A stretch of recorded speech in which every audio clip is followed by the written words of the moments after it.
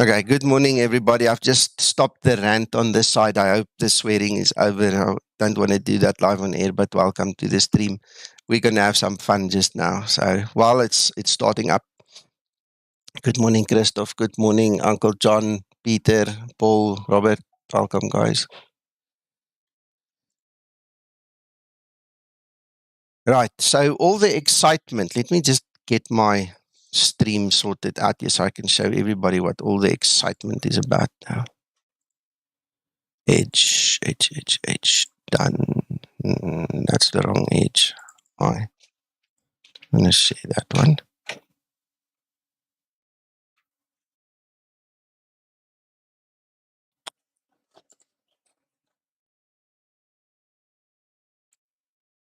Cancel. Try again.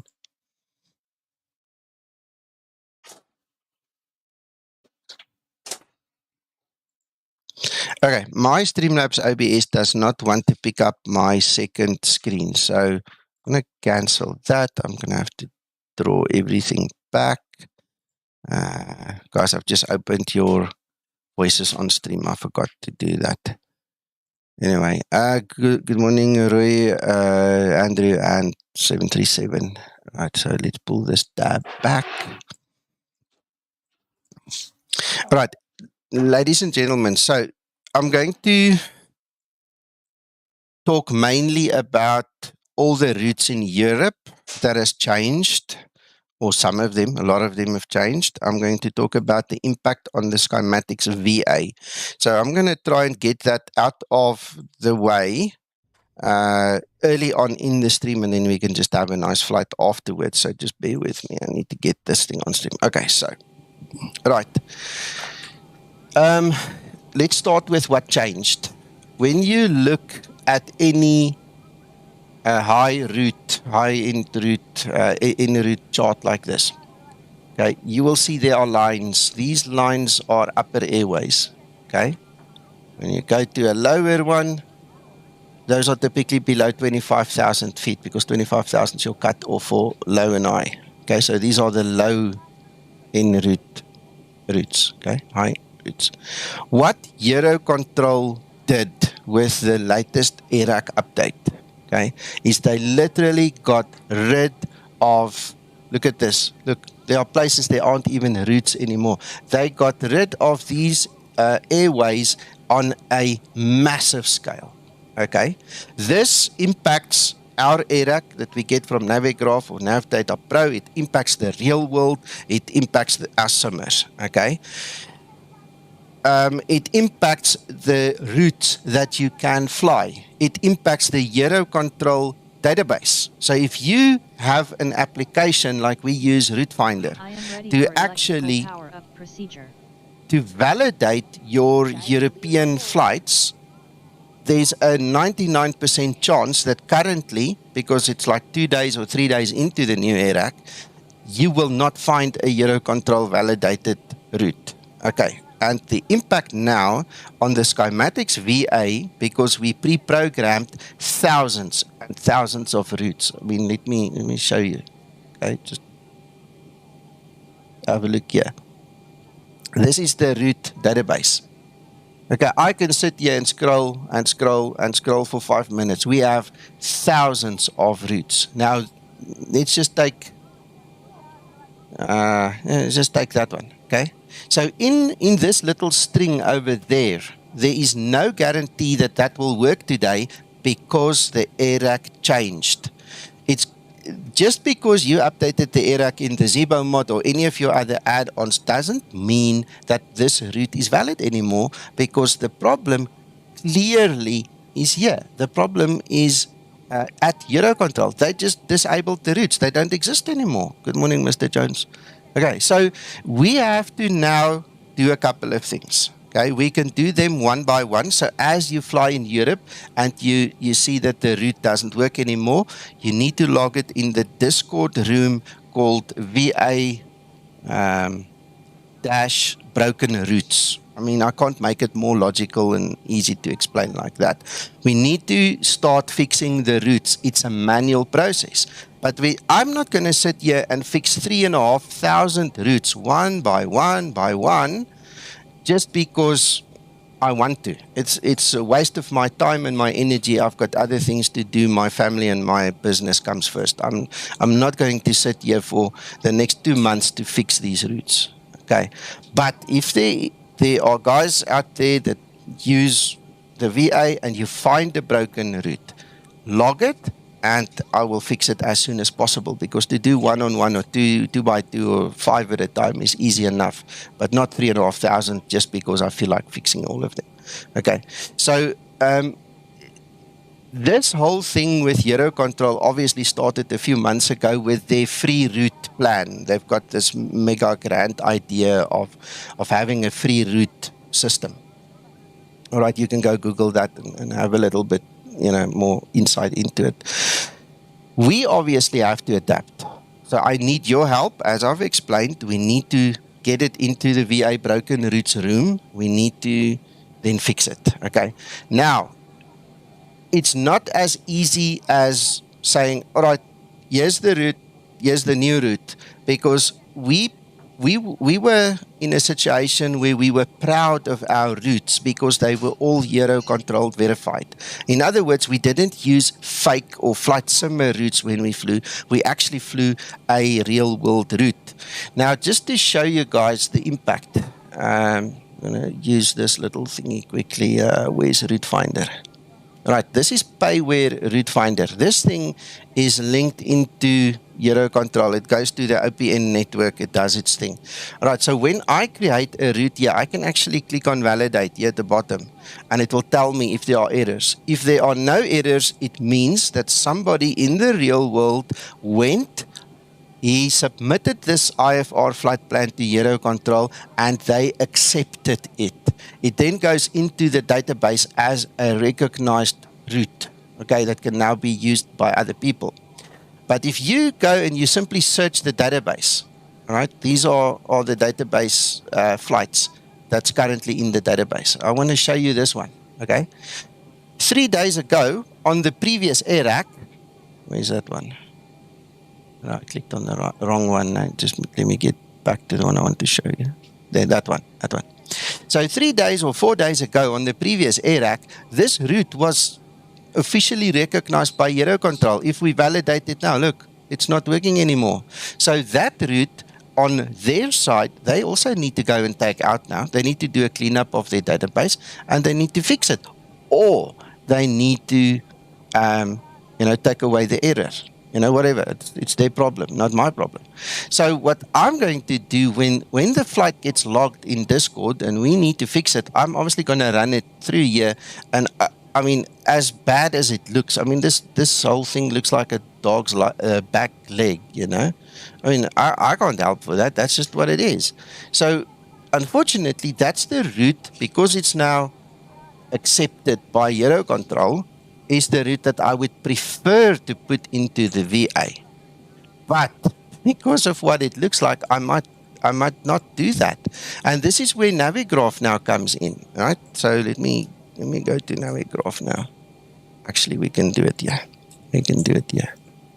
All right. So that is the long way to do it. The easy way to do it is to have an application like this, and all you do is, I'm just going to clear the route quickly, right? So you put in point A and B, that's your departure, that's your destination, and then you click on auto route. So this thing couldn't care two stuffs for Eurocontrol. It doesn't matter. It feels nothing for them, okay? And this is then a valid flight simmer route.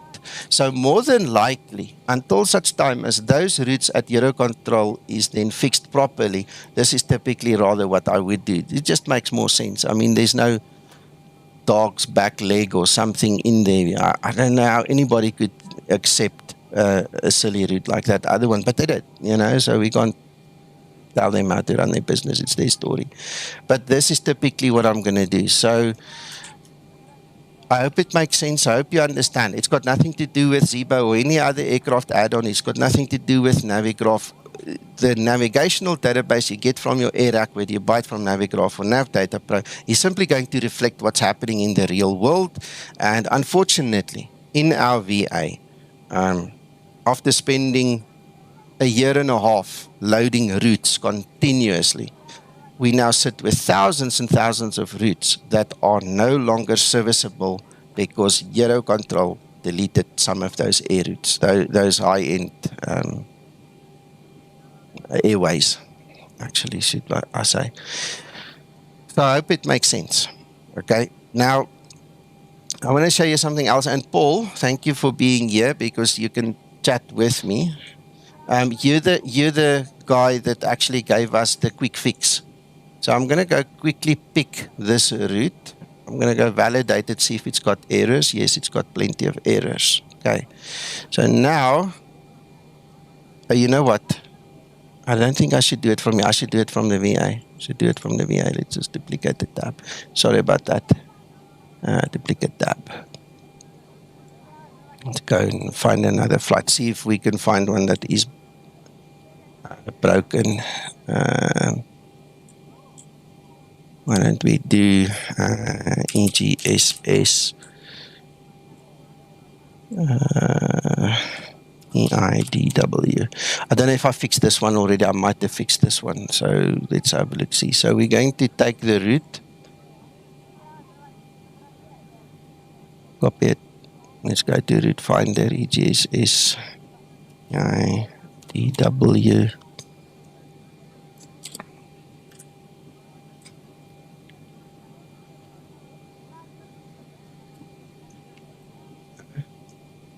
Control V, sorry. What's the route? Now let's validate this thing.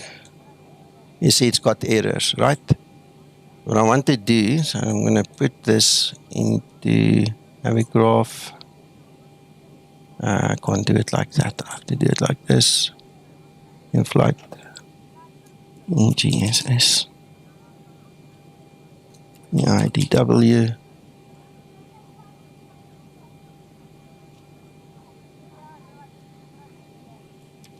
I hope it's broken, and I can show you easily. See, with my luck now, it's not broken. All right, let's try another one. LFLL. Let's try LFLL, because I think if we look at... Where's that thing? Where's that thing? World map. Let's go take one that's in that empty space now.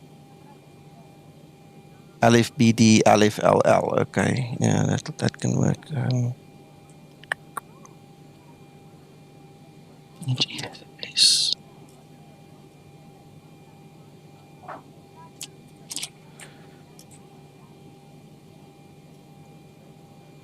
Huh?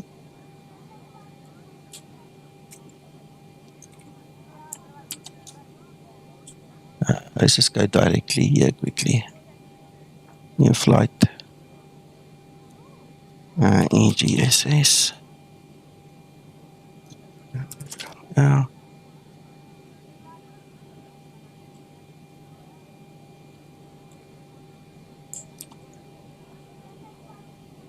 Yeah, there you go. You see, look what happened. There's a hell of a gap. Though that actual R28 was an upper airway, it's gone. It doesn't exist anymore. So that upper Lima 612, it's gone. Okay, and this is where Paul and his wisdom came in. Thank you, Paul. I obviously have my ways of doing it, but I think this is the easiest. The only problem is you're going to know what to do. So let me show you. So the idea here is just to delete that one and to delete that one, and all of a sudden, there's your flight plan. It's working. So now you have a direct to. You see, look, if we zoom in on that airspace, there's just no more airway. It's gone. It doesn't exist anymore. So this is the challenge we have. Now, herein lies what I've been trying to teach you guys for 4 years already, at least 4 years, maybe even longer. It's imperative that you guys learn how to do your own flight planning and get off the automation. Because the issue that I can see now on various platforms are the people don't know how to do their own flight planning. Okay, and then they get lost because they're reliant on automation. Okay, now there are a couple of other ways of getting past that. So this in particular was now for the VA. I'm still going to use the VA, but I'm going to show you a couple of other ways of getting by, you know.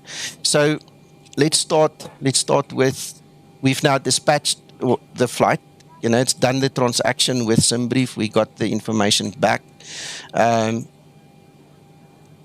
If you click on Edit OFP, just close it. Okay, you see at the top, we've dispatched it. It's there. We're supposed to be able to fly it. So if you click on Edit OFP, once you realize that that flight is no good, that routing is no good, you click on Edit OFP and you can physically come. That's your route, obviously, and you can come here and click on View More Routes. Okay, this is the easiest way then to fix it. If you don't have Navigraph charts, if you don't know how to do flight planning, this is the easiest way of fixing it. So you come Edit, click on View More Routes, and then it's up to you to pick the correct one. Okay, so our route today is this one. All right, this is the one we're going to fly. But okay, let's stick to make it easy. All right, so we're going to click it. You see in the background, it's taking the route. Might be slightly different to us, but it's taken the route, okay? We're going to close it. We're going to analyze the route. We're going to make sure it works, okay? And that's it. That's how easy it is. Now, I always dispatch with a SID and a star, okay? But if you guys dispatch without a SID and a star, you're going to face this, all right? The easiest way to get a SID and a star into your flight plan is to toggle the runway. Okay? So we're going to click 22, say yes, then go back, click on 4, say yes, and there you go. You see, SimBrief has now given you a SID that's valid for the runway, that's valid for the flight.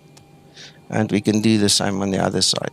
24, yes, go back to 6, yes. And there you go. So all you need to do now is to generate your flight, say yes.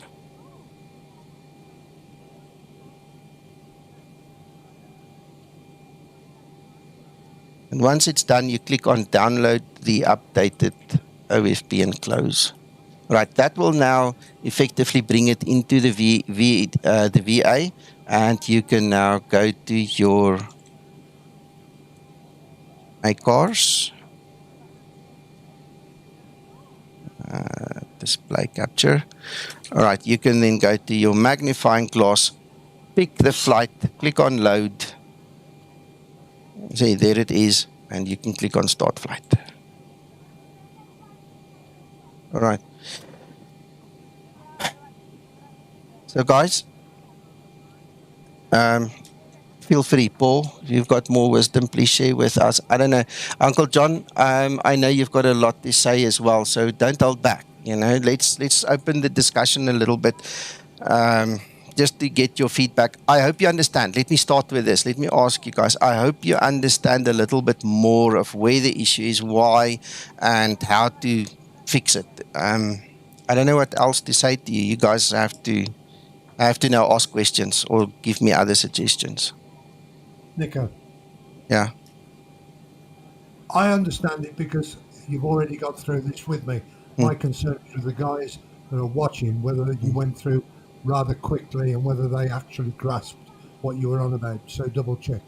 Well, this is why I'm asking. Guys, I don't mind. Even if we don't fly today, I don't care. If we spend an hour on this and we make sure that you guys are now able to go fly afterwards, then I'll be happy. So please don't be shy now. This is the time to ask questions or, you know, to talk about it. So please feel free.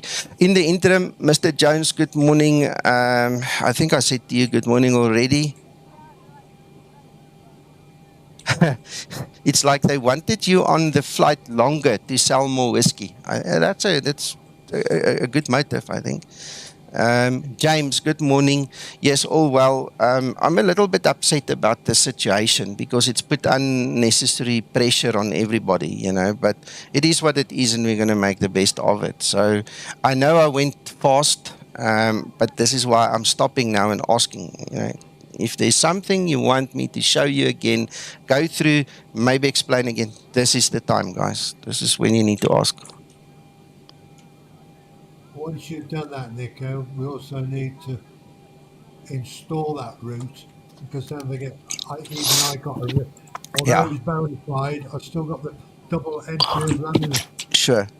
Okay, Uncle John, I'm just quickly going to reload the aircraft while we're talking. Okay, so let me move on then. Guys, even if I move on now, you can pull me back if you need to ask something again. I don't mind repeating.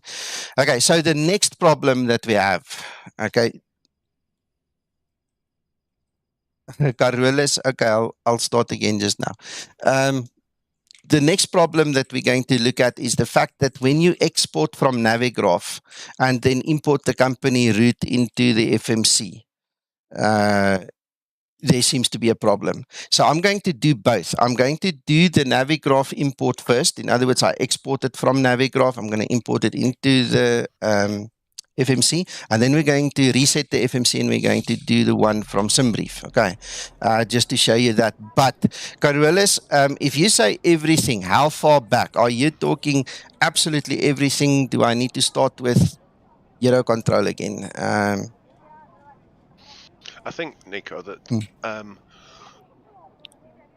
from my thinking, when an AIRAC changes something, you've been mainly talking about an airway that's been abolished. So between two waypoints where there used to be an airway, there is no longer. Yes. And so when you put the route string from wherever you get it into Navigraph, for example, it comes up red as being a problem. Yes. Occasionally, a waypoint might disappear. But that's much rarer, I think. Yes, I think so too. So I think the main problem to look at would be the fact that simply an airway has vanished. And as you said, the way to deal with that can simply be replacing the airway Upper Lima 321 with direct DCT. Is that the way you're thinking? Yes, that's exactly what I'm thinking. I just showed it visually. Okay, so let's start again. I'm going to use the same example, so not to confuse anybody. Okay. We're going to use the flight EGSS onto LFLL. Okay, that is the route that's currently in the VA. Okay, Carolus, this is for you now. Okay, so we're starting from the beginning.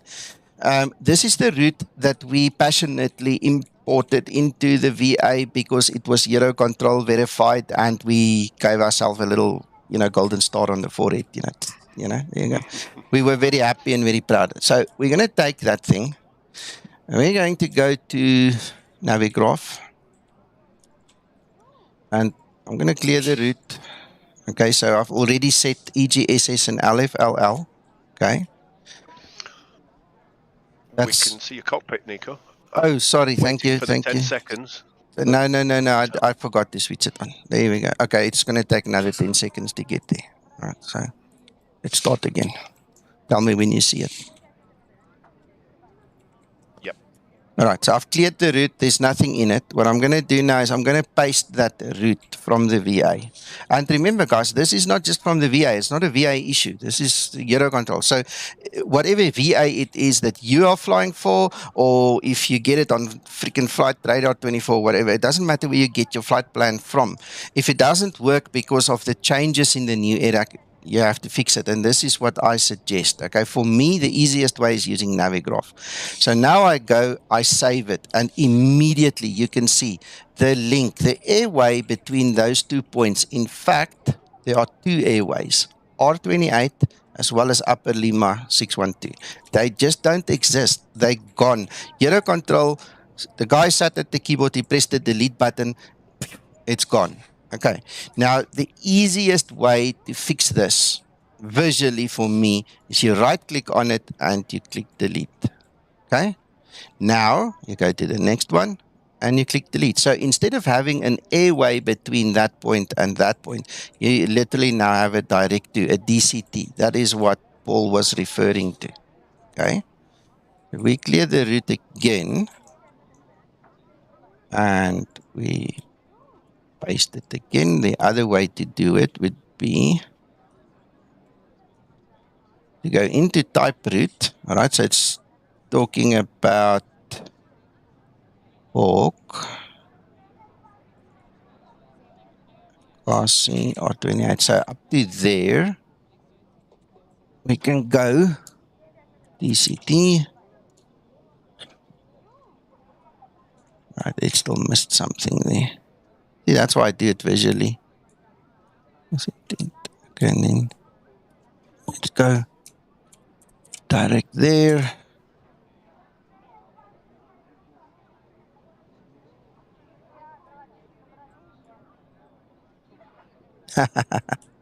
Right there, the 612, that's still fine. Then it goes to. Oh, you know what it says there? Okasi is not on 612, so even there we need to put it direct there. I think that will solve it. Still doesn't. Okay, well, then it means I've got a spelling mistake. So let's just go there. Somewhere I've got two things. Yeah, okay, I need to look at the spelling. I've got two things directly next to each other and don't know what it should be. 612 DCT. DCT.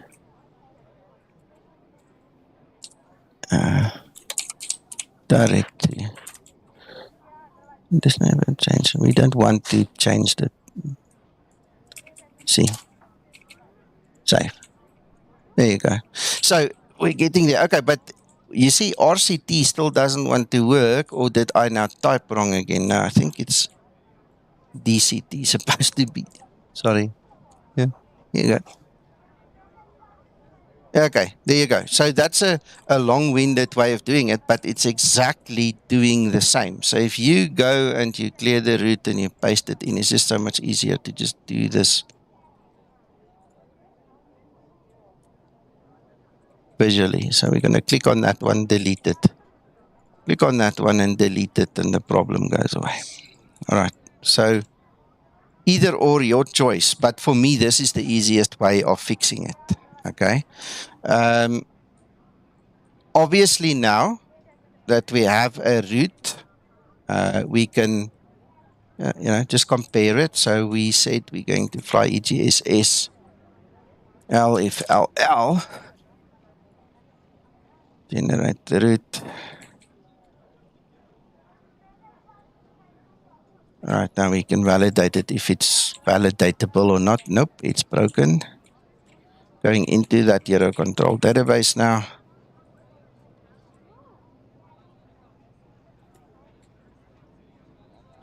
This thing takes its time. All right, so there's only one possibility that it's got in the database right now. Let's validate it. See, no errors. All right, so again, you see, instead of having multiple options, there's just one. So this guy, obviously, whoever the carrier is, he filed it, Euro control accepted it, and they've now updated their database. All right, so if we now take this one, and we go put this into Navigraph, let's have a look, see what Navigraph says.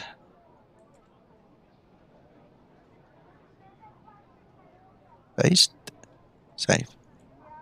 Yeah, no errors. You see, because now they're on the same air rack, they're using the same rules. You see, and typically what I would do now is I would take the string and I would go into the VA and I would simply go and fix it. So this is 889, flight number 889. Okay, flight 889.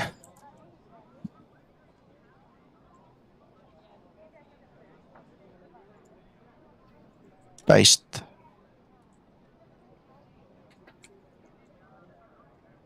Save. It's done. So if we go back to flight number 889, it's going to have the new route in it. See, and this is why I need your help, because I mean I don't want to go and sift through 3,500 flights and fix them, because I have to do them one by one like this, or if you can give me 5 at a time or something. Here you go. There's the new route. So this flight is fixed. I hope that answers your question. So just to recap quickly, we go to this one. In actual fact, I'm going to quickly just clear the route to make it more visible. We're not going to use it anyway. Okay. So the issue started with us pre-programming flights that is linked to a previous AIRAC. The new AIRAC, Eurocontrol went and they removed a lot of airways. Look, there are portions here. This is, southwestern France.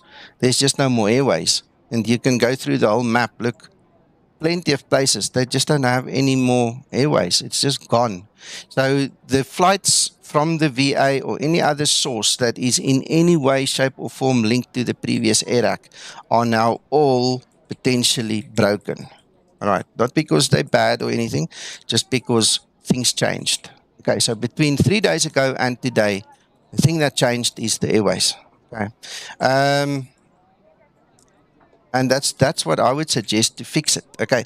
There's another fix. Okay. You can obviously let me end off with this one. Auto route.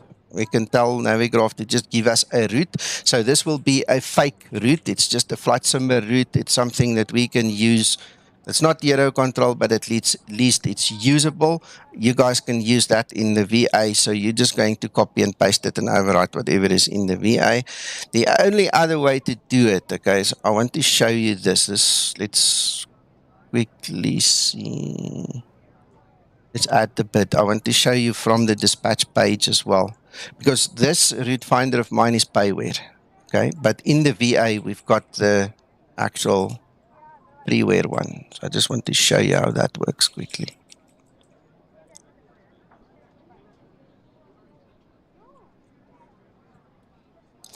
Yes, Steve, just to recap that as well. In Discord, there is a room that is called VA Broken Routes.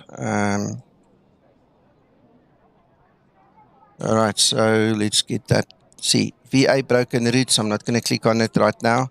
That's the one. So let me actually click on it. All you have to do is just come in here, give me the flight number. All right, let me just get this thing moved again. So the flight number is this one, the one at the T8, that's 773. So you're going to tell me flight 773 from KMSP to CYWG or whatever the airport is. That's not in Europe anyway, that's in the US. So from this one, it would be EGSS to LFLL. Flight number 889, it's broken. You list them in that Discord channel, and then I will try and fix them as soon as possible. But I'm definitely not going to sit here for a week or two or a month or two to go through 3,500, 4,000 flights and fix everyone. I'll do them on request. Please, guys, I have a heart. I've also got a life. But that's the best way of doing it. And then I'll go through the process I showed you guys there now. So I'm going to create a new sim brief. Hang on, let me just kill this one then. This one needs to go away. Generate a new one.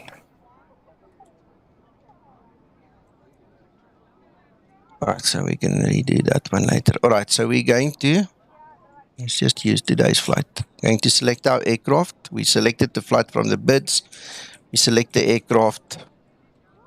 We're going to get to this page. All right, so a couple of things that you can do is you can obviously just ignore everything and just generate the dispatch. If there is a problem, you're going to have to come back and edit it. But anyway, if you need a flight, if you know that that thing is broken, if you know that one is a problem, you can always click on the route finder over there. This is the freeware one. I'm going to type in EGSS. That's your departure, your destination, LFLL. And let's make that between 280 and 340,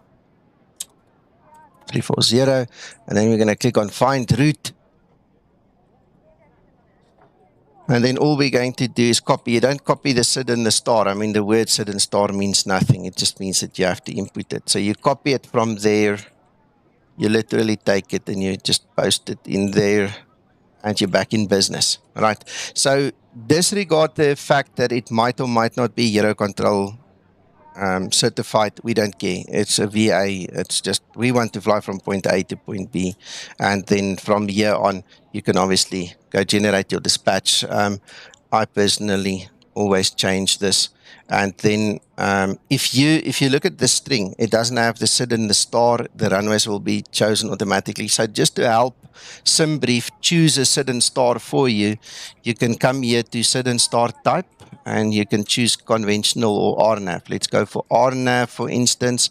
If I want step climbs enabled, just toggle that one. You see, once that goes gray. So now, at this time, with these settings, SID and star type RNAV, step climb will be done automatically, and the runways will be done automatically. All I do is click on generate the dispatch.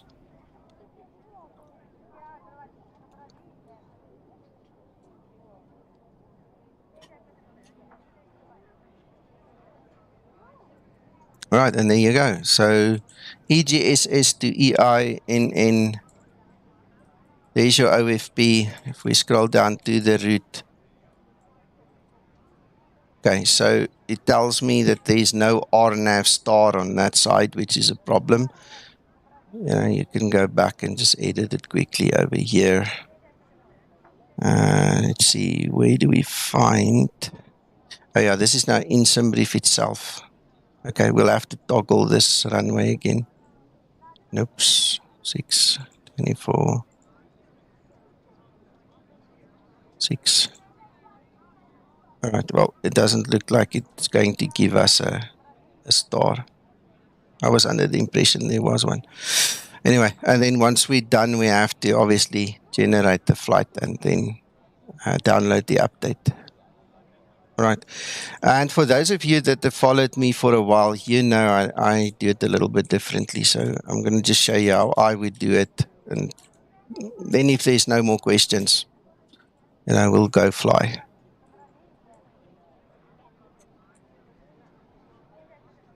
So I'm going to generate the dispatch page. All right. So what I typically do is that obviously comes from the VA. I'll go put it into my flight. Oh, no, that's not the one I want. We want to go to EINN. All right. So near the route.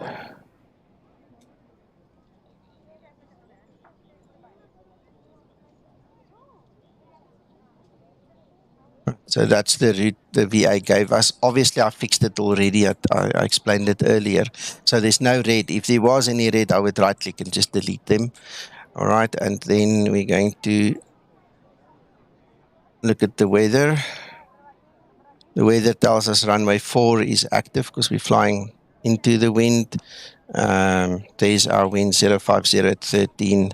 We've got a 12 knot from the front and a 1 knot crosswind to take off from runway 04. So I know that. Let's go put my 04 in there. The meter on the other side tells me 06 is active. Okay, same story. 15 from the front, 3 knots crosswind. So I'm going to go for runway 06. I'm going to go back to Navigraph. So we know that we use runway 4 over there. Our departure is suggested as that one. That's perfect. I'm going to go to that side. I'm pretty sure. Yeah, there you go. Right, so the first choice takes us to the wrong side. That's the right choice. So our star is going to be TIP U2 Echo. And we're going to select our approach ILS for finals. There you go. So what I then do, just make sure it's a workable route. There's no errors, obviously no red. And then all I do is I just copy it straight like this. Copy. And the reason, I'll tell you why, the reason I copy the airport plus, the ICAO plus the runway. Why did you do that? Click the copy again. The reason I do that is because I sometimes get very distracted and then I can't remember which runways I said. So if I didn't do this exercise earlier by changing the runways, once I paste this in, I can just refresh my memory. All right, so we're taking 06. So I can go pick 06 there and then just get rid of the IKO and the runway, and the same for that side. So that E04 verified, deleted. So now I've got a route in the dispatch form that's got the SID and it's got the star and everything in there. Typically, we can just change the time a little bit. My next step is usually just put a little bit more for reserves in there. We do not need to use the SID and star. We don't have to depend on somebody for that one. And then I just go toggle my step climb so that somebody will, calculate something for me. And then I click generate dispatch. There you go, it's busy running there.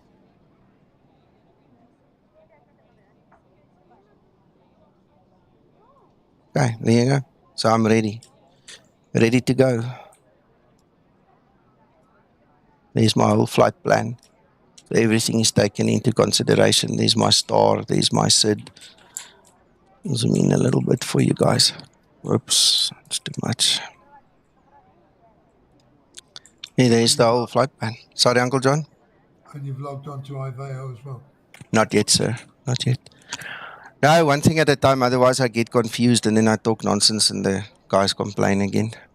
So, gents, ladies, if there are any, are you guys happy? I mean, I've done what I could, unless you ask me specific questions. I don't know what else to tell you. It comes down to your knowledge, your capabilities, and I hope one of the options I gave you is workable for you. But I mean, it's going to be painful for everybody for a while now until Eurocontrol sorts it out and until we sort out all these flights. But you need to log it for me. If you don't log it, I'm not going to know about it because I'm definitely not going to go look for it. Hello, Krister.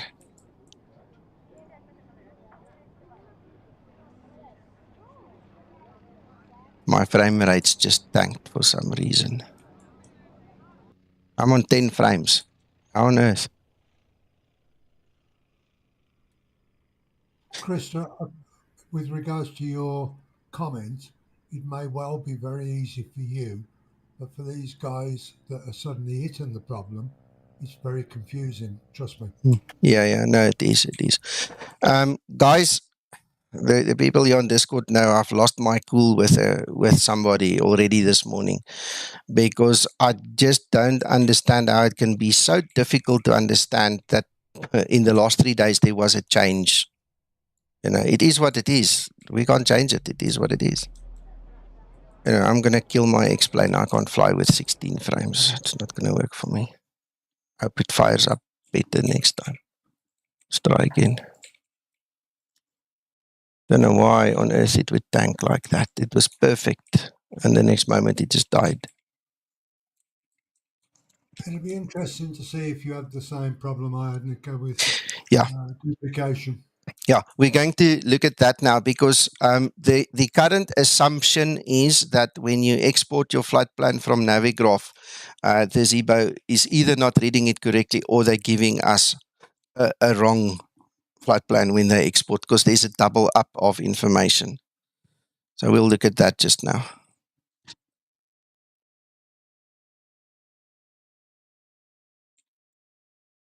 Noted, Krista, and obviously it's appreciated. Yeah, ladies and gents, if you struggle, please come to Discord. We'll talk you through it. We'll help you. I just had to put this into the stream this morning because it's a very pressing and urgent thing. Many people lost hours and hours out of their life yesterday to try and understand this and to try and see whether it's a Zibo problem or whether it's something else. So what you're seeing now is a culmination of everything we've gone through, and it's been tough, eh? Statement. Yeah, Kev, no, I don't use Vulkan because I'm using xEnviro, and I want the seasons in xEnviro, and that only works in OpenGL. Right, so just want to check 65 left. Right, starting up. Hold thumbs, guys, that there isn't a problem that I'm not aware of. I need my frames.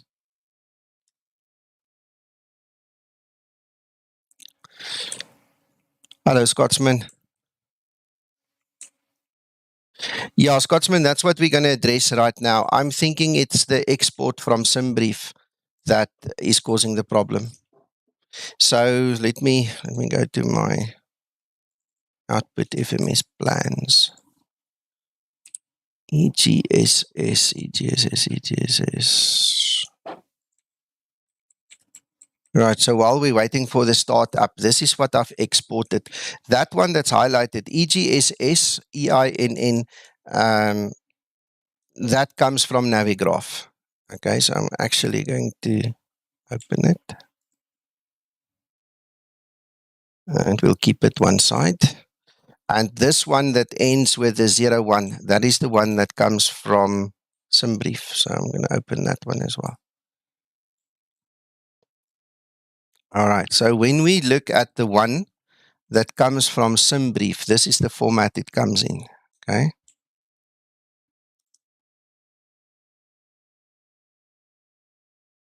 I tried it, 737, it didn't work. I usually do a developer reload, it didn't work, so that's why I restarted. All right, back to this side. There's no double up here that I can see. So this is what SimBrief sends us. And this is what Navigraph gives us. Okay, so we're going to have a look, see which one works, which one does the double up, which one doesn't.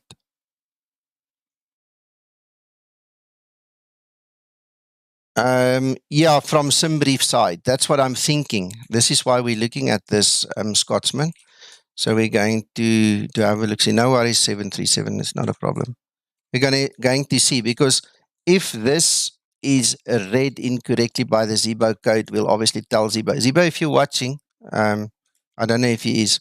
If you're watching, we'll show you just how we're going to test it, and then we'll let you know. But it might be that this format that we're looking at there, this SimBrief one, is incorrectly imported into the Zibo mod. We're going to have a look just now.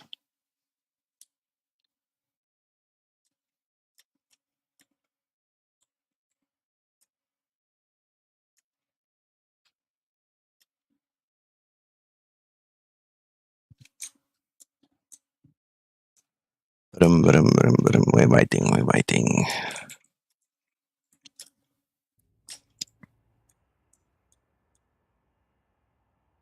That appeared to load a little bit quicker than the other day, Nico. Yes, it did, sir. Don't know why. All right. Okay, my frames are back, so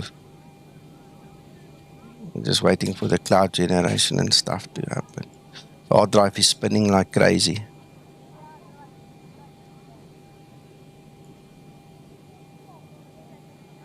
I see the clouds is bringing the FPS down a little bit, but not that much. It's usable. All right.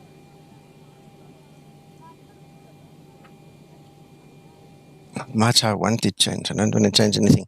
The funny thing is, when I started up this morning, I was literally sitting here at 32 frames, you know, the way I do it. So I'm not sure if it's a texture in the clouds or something changed, but anyway. Yeah, if you have a dodgy load, you have to, you know, retry. I'm not going to fiddle with it at this point in time further. Let's start up and do the import. Let's see who's who in the zoo that's creating this problem for us. I am ready for electrical power up procedure. Hello, Cap. My name is Linda. I am your first officer today. Don't forget to start the icons. I already did previously. It's reconnected already, sir. I wasn't expecting to restart the sim, so I started it earlier. Guys, if you want to fly the route, guys, I know a couple of you want to fly the route. Don't wait for me, because I'm still talking and I have to talk enough before I can go. So don't worry, don't feel bad if you need to go. You need to fly. Go do it. Ready for preliminary pre-flight procedure. We waited this long. We can wait another 5 minutes. Okay, cool. Alright, let me just quickly check also what's my flight level. What did SimBrief choose for me? 340. We did 340 and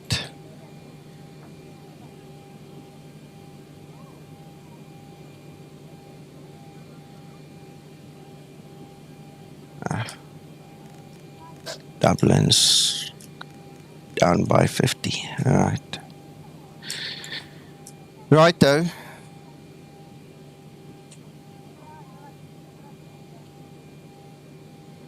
Okay, what is our QNH? 004. 1004. Right. Okay, so I'm going to import the Navigraph first, and there's a reason I want to do that, because I'm pretty sure that everybody that's got the problem does SimBrief. So I'm going to do Navigraph first and see if it works, and then we'll do the SimBrief. Then we can have the discussion afterwards. Otherwise, it's kind of back over front in my mind. Right, so EGSS EINN.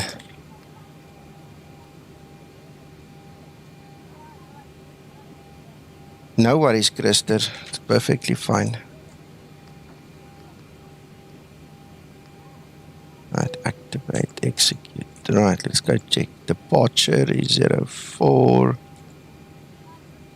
That's the one. And the arrival.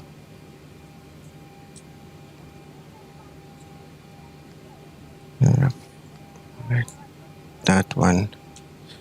Alright, we don't have to do a teardrop that I know of. This is a straight in, so we're not going to do that transition. Right, let's go look. Let's see. Let's step through this baby.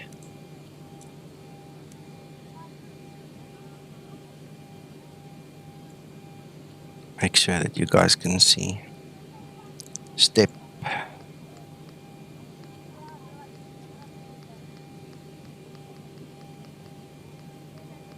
Alright, so do you agree? It looks like it's working. We're starting again. Let's just zoom out a little bit more.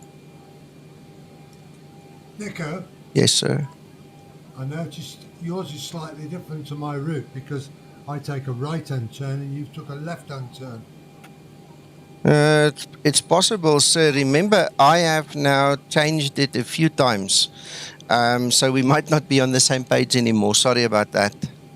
Yeah, but so we've not really got to where we needed to That's go. a problem. Yes, that's a problem. So what I need from you is to tell me what the route is again. What route did you choose? Because I'm using the one that's now in the VA. So I need... I think Uncle John took the other runway. No, the other set, the Lams 02, and he joins the original route at CPT, Charlie Papa Tango. All right, Uncle John, I'm gonna quickly share my screen. I'm also going to join you on your stream. Okay, what I need you to do is show me your cockpit, please. Show me your departure arrival page, because I just want to check that, please.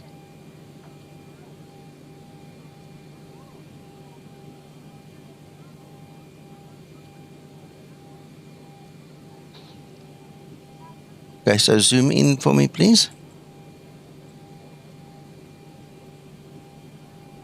Yeah, departure. So you've got 04. LAM 3S, hold on a second. Yeah, I've got the NUGBO S. Okay, let's take LAM 3S then as well. So we're going to use the same one as you. All right. I had the same and changed it to yours. Now I want to change back. Okay. Okay, hold a second. We need to do it right. Uncle John is perfectly correct in what he's saying. I took the NUGBO and he's got the LAM 3S. Let me just check. Okay. All right, so let's do it again. Sorry, gents, ladies. We're going to do this again. We're going to go edit the OFP. We're going to go for... Oh, you know what happened? I chose the RNAV. He chose the conventional departures, but it's not a problem. Yeah, that's the different ILS. I did an ILS and you went on RNAV. Yeah, you did conventional. That's the correct term. Uncle John,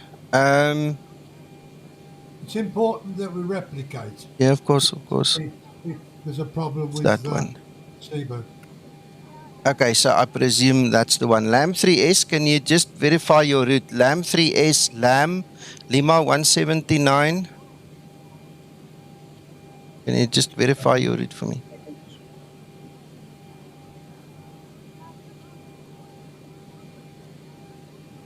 I'm thinking it's that one that he took. Just go to your legs page, Uncle John. Oh, yeah, that's good enough. Yeah, show me that. Hold on. I need to get you on the big screen.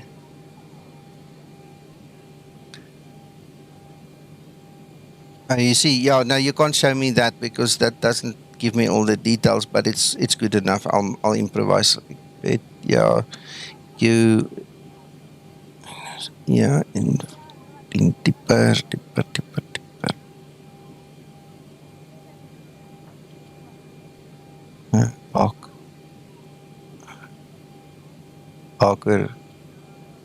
TIPUR. Yes, that's right. That's perfect. Thank you so much. That is the one. All right, so I'm just going to regenerate this flight quickly.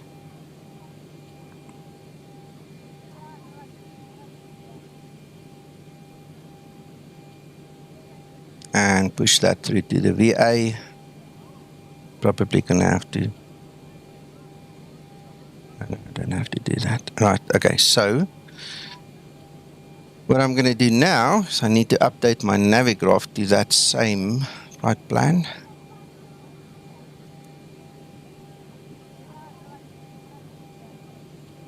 Okay. Sorry to be a pain, but if we're going to replicate, we need to replicate. Of course. You're right. You're not wrong, Uncle John.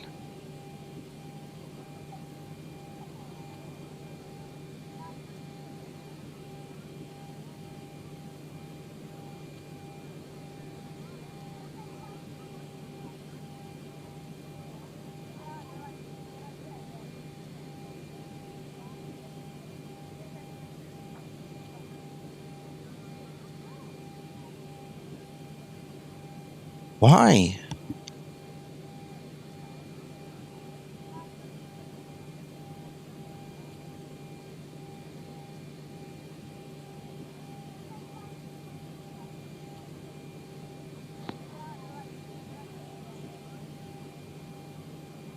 Got me in there twice, Nico.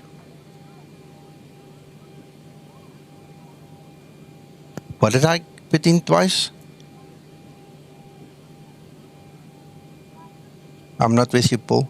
I was squinting at the screen there. It's a bit small. It looked like you had the star in twice when you looked at the Navigraph string. Oh, no. TIPUR is the waypoint and that other one is the actual star. So we delete that. Then do this. Now it's taken it. Okay. I can see where you come from. Yeah, so I've taken it out. I've deleted the one and added the correct one. All right, and then I'm going to do the RLS. All right. Okay, so that fixes the route for me there. I need to go to Navigraph desktop charts itself to actually do the export, guys. So just bear with me for a second. Nico? Yes? Just as a double confirmation, I've PM'd you my actual route.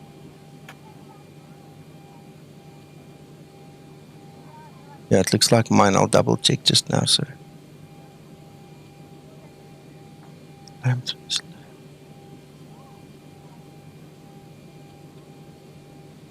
Yeah, it's the same one I've got now. It's the same one.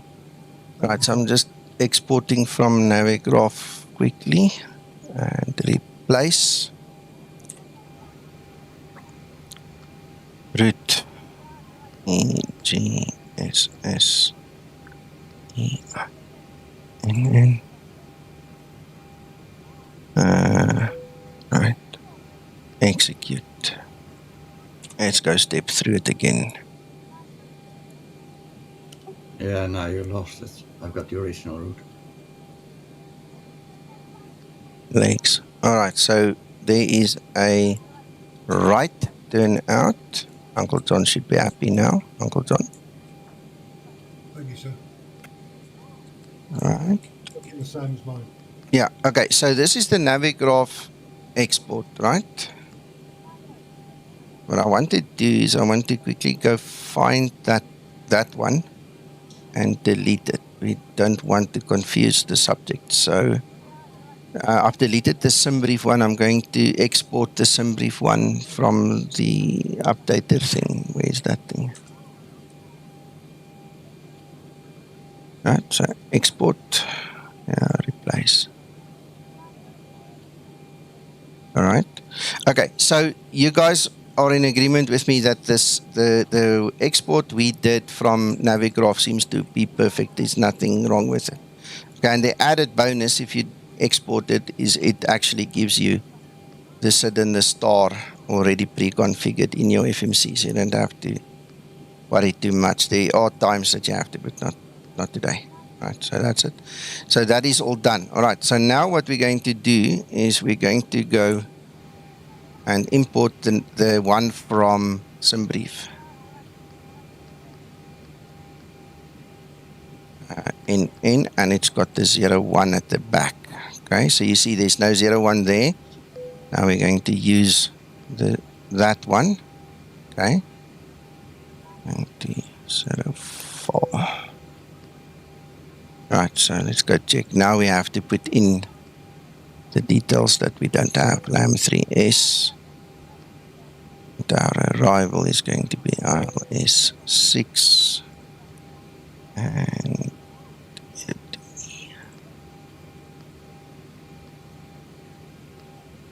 that one. Execute legs. Okay, moment of truth. There you go. It's buggered. It's messed up. See? So the SimBrief export. exporter is corrupt as well. No, it's not. It's not necessarily corrupt. What I'm thinking is that we need to ask Zibo to look at his code because the import of this is a problem. Okay, so I'm going to drag this thing. I'm going to drag this thing across. In actual fact, hang on a second. I need to open the... Continue to go through. You'll be able to show the guys you've now got a duplication with LAM. Well, yes, I'm going to show them now, but you can already see there is a duplication because it literally comes back. It flies to a point, turns around, and then wants to come back and fly the rest of the route from LAM again. Okay, let's do that. So I'm going to skip through. There you see, there's LAM. So if we go through this whole thing, and this is also why it's absolutely imperative to step through your plan so that you can pick up on nonsense like this. There's LAM again. Look. See. So from TIPUR, which is the waypoint where the star begins, it literally does not want to fly the star. It wants to come back and then restart the rest of the flight. And this is due to the fact that we are importing a SimBrief flight plan. So I just want to get those plans back on the screen here, Uncle John. Thank you for doing this, Nico, because it highlights the problem beautifully. Yeah, of course.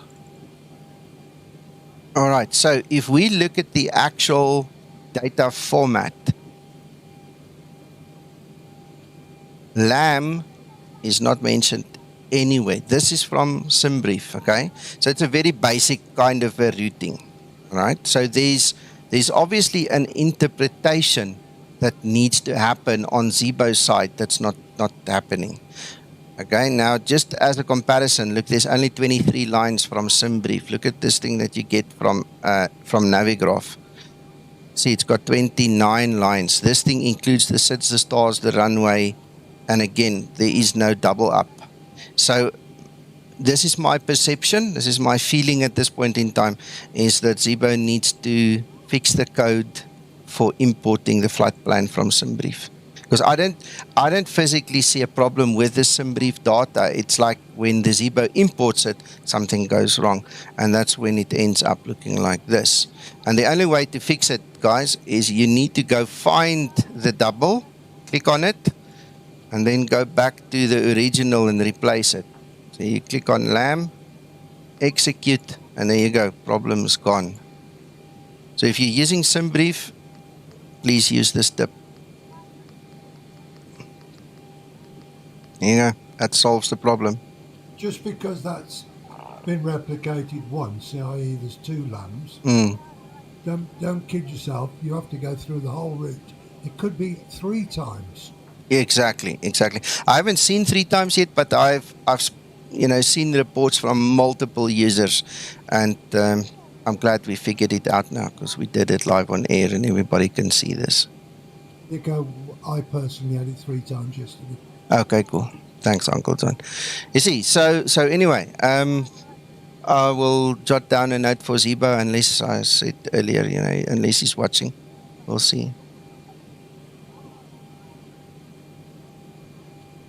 Yeah, it's trying to create a Bermuda Triangle here in England for us with this route, but anyway. Okay, well, I'm happy. I mean, this solves the problem. I'll let Zibo know. Is there any comments for any of the guys that they want to get clarified? Thanks, Scotsman. Yeah, that's a good question, Uncle John and guys. Yeah, you have to check discontinuities. You have to check for all kinds of weirdness. This is absolutely imperative. The pilot that flies a Boeing that does not step through a plan like this before he pushes back and gets going needs to be fired.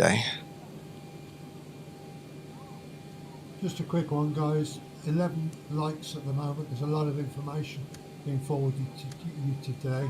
So if you do like what you've heard, please hit the like button.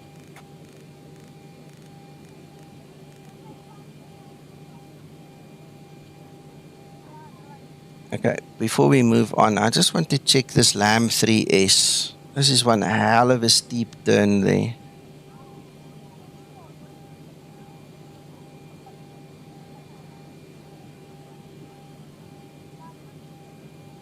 Okay, if we look at the chart, I would highly recommend, guys.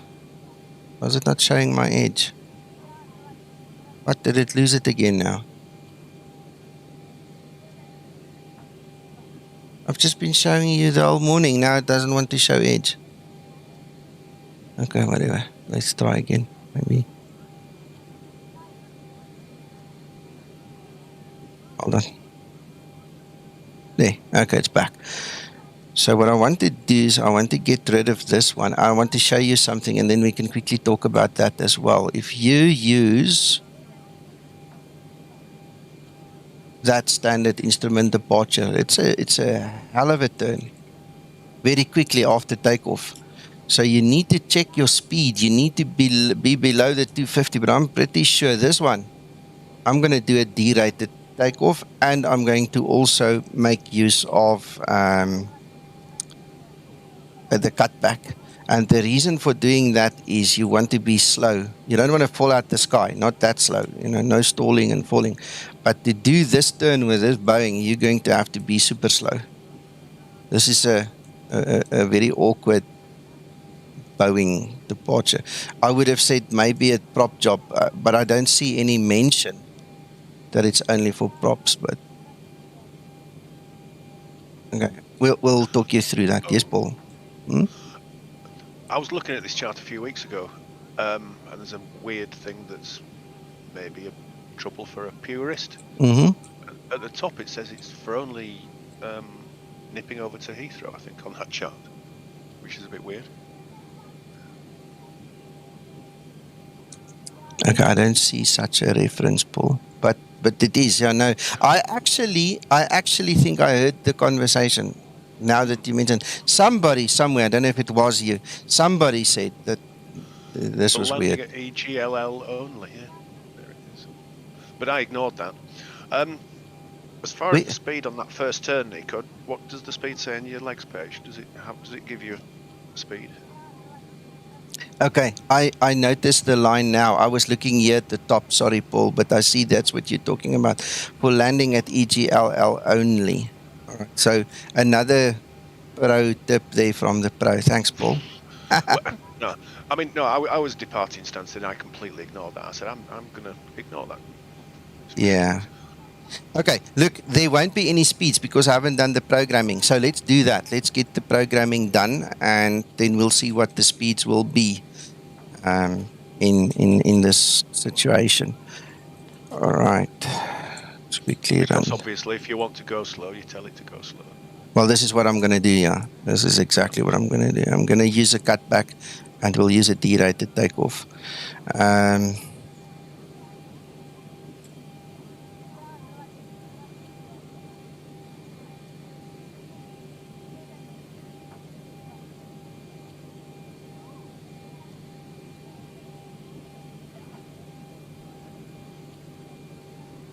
Ground to flight deck hose disconnected and starting refueling.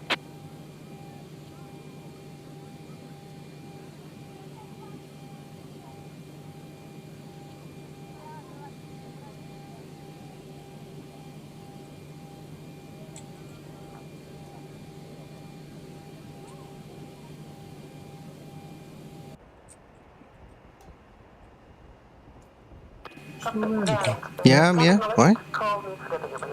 I'm trying to work out why the one SID didn't create a duplication, but the other one did. This is only something that Zibo can answer. Patty, you're correct. You have to do it slowly.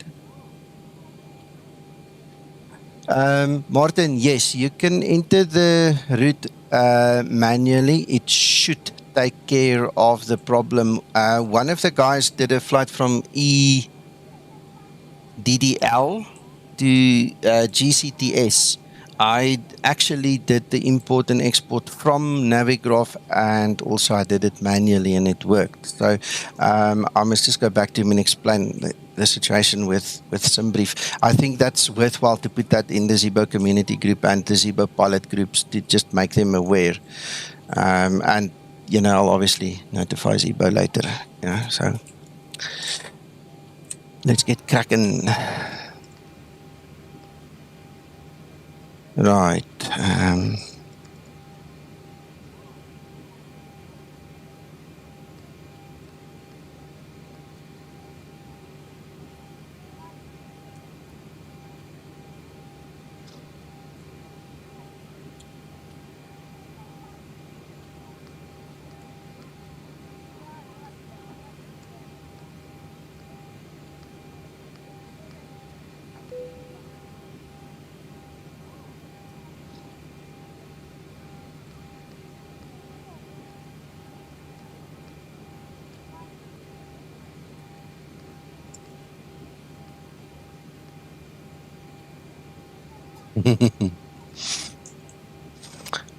Okay, so let's do this. Where is Topcat? Let's show you guys this as well. Just want to get my takeoff weight quickly. Takeoff weight.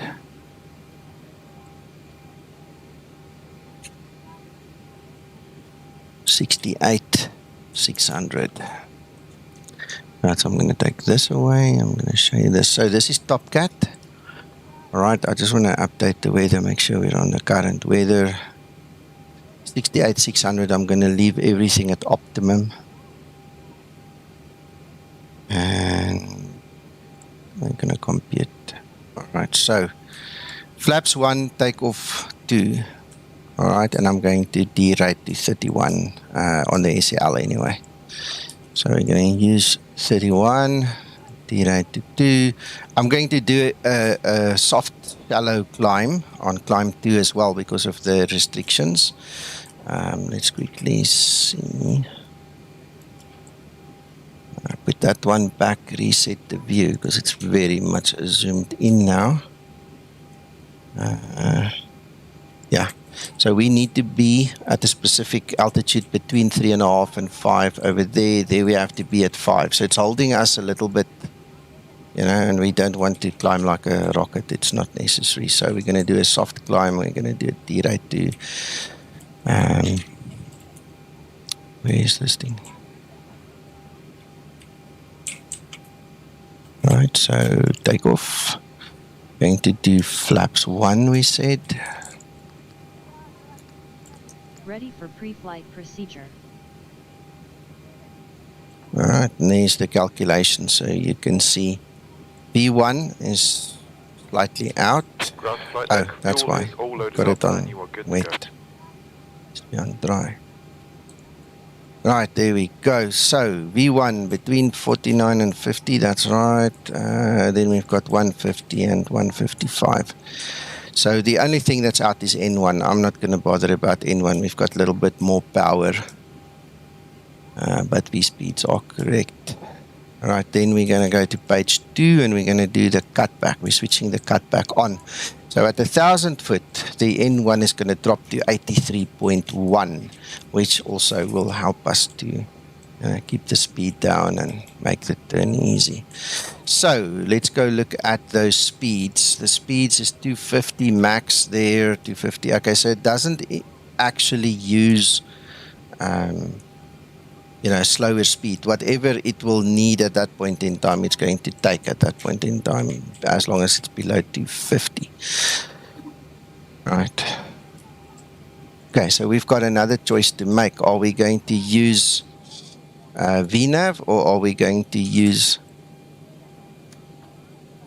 And I'm already losing... It's like there's a memory leak, huh? I'm already losing my FPS again. Definitely a problem here. Ah, man.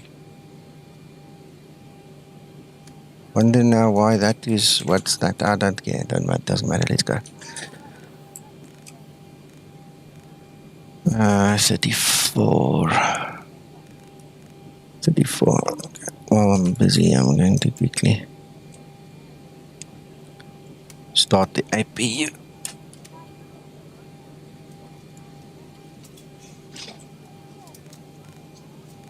Right, so it said what?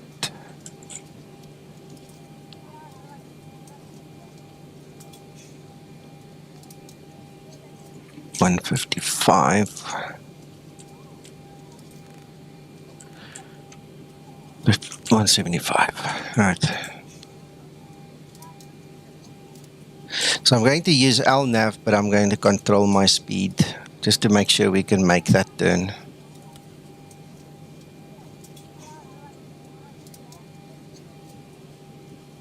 .75 on the trap. That's Linda's problem. Trim up.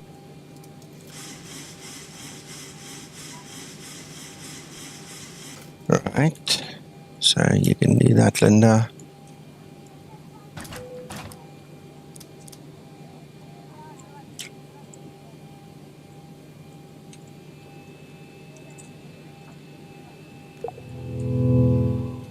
Oh goodness, I've got to file the plan with Iveo. Let me just quickly file the plan, guys. I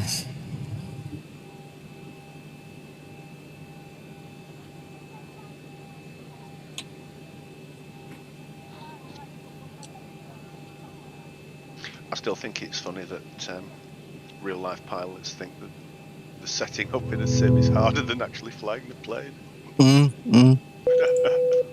No flight plan. Yeah, no, Paul, that's a giggle. Yeah. 6001. 6001.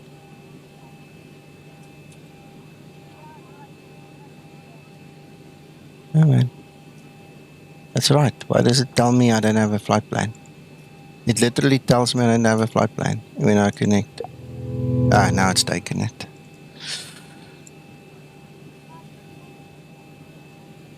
Right, so ground services better push back. Gents, I'm almost ready to go if you guys are ready to go.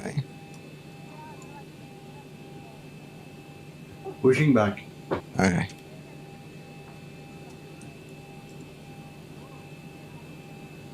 Before start procedure. Before start procedure.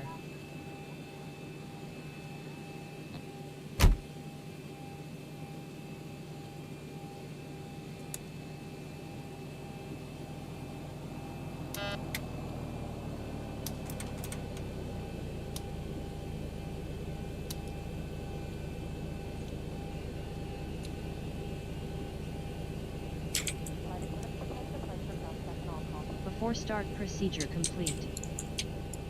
Thank you, Linda. Ready for before start checklist. Alright, we've got everyone strapped in. Give us a ring if you need anything.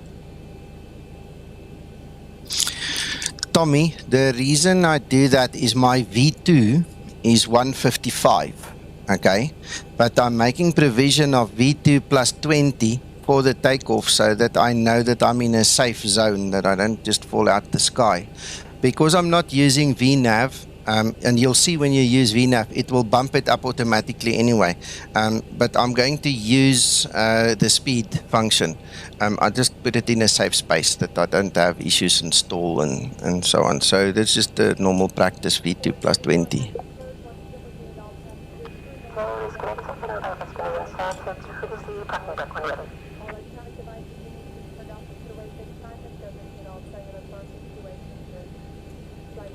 All those voices confused me. I'm not sure if I'm ready to push. Let's try it.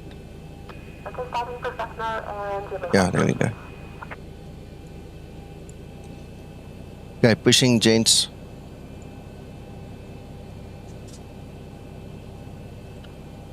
Start number 2 engine. Starting number 2 engine.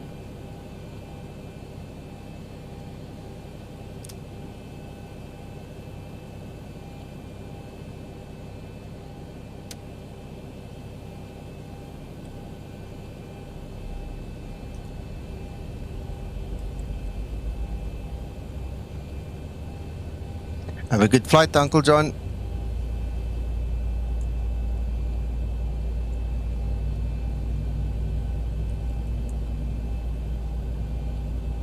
Uncle John is quiet, but secretly pushing back, eh? Oh, he's at the runway almost already. I checked him here on the side. You can see he's motoring down that taxiway. Yeah? He's in a hurry. Yeah, he's right in front of me. You are too. Right. Starter cutout. Start number 1 engine. Starting number 1 engine.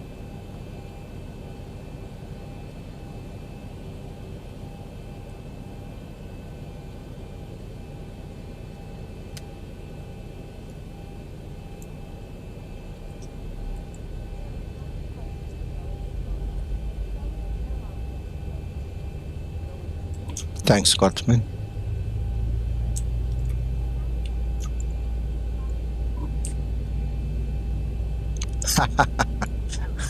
I just stopped the stream in Discord and I got 5 frames back. Just shows you.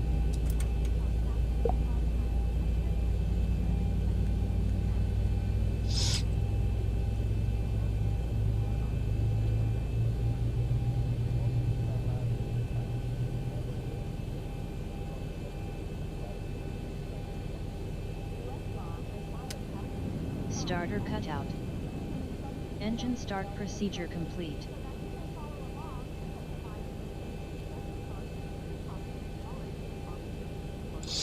Of course, you can pop the data there in the chat room, Christoph.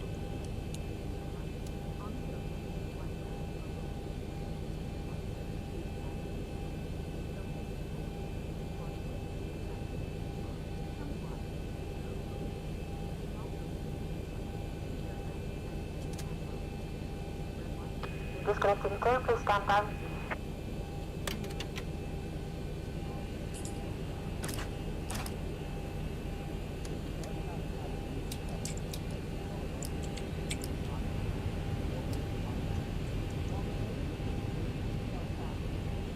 Ready for before taxi procedure.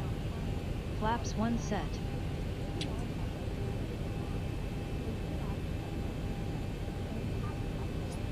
Christoph, I misread what you said. I thought you were going to tell us.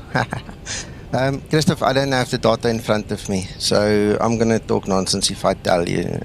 It's supposed to be a bigger aircraft. It's supposed to fly further. Things like that sits in my mind, but I'll have to read up on it and get back to you on that one. I apologize. I was waiting for you. I thought you were going to tell us. I apologize.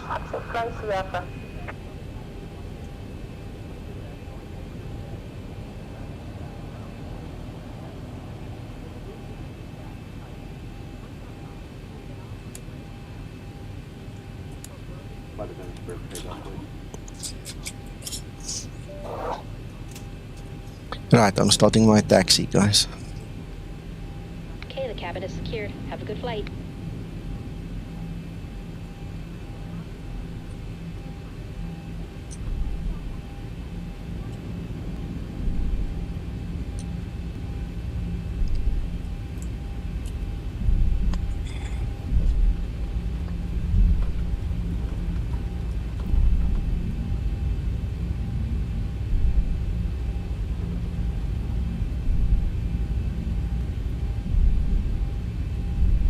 Hi, Stefan.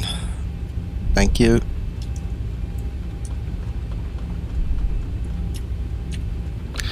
Scotsman, the option is in the EFB. If you use smart knobs, I think that's what it's called. We can look when I'm in the air or when I'm standing there waiting for takeoff. I'll show you. There's a setting to make it turn much faster because it looks at the speed that you're turning and the algorithm then increases the speed for you. So.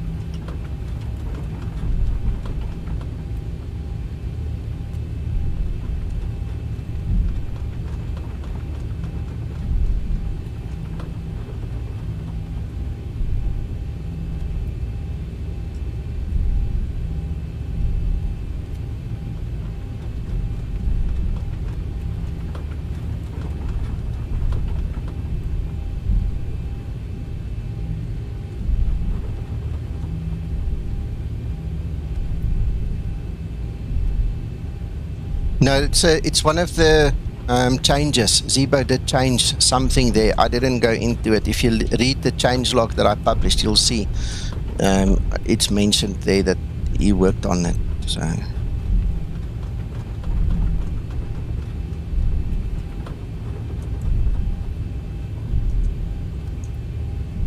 Oh, here we go again. I need to recalibrate my pedals before I take off. So, okay, Steve, good luck.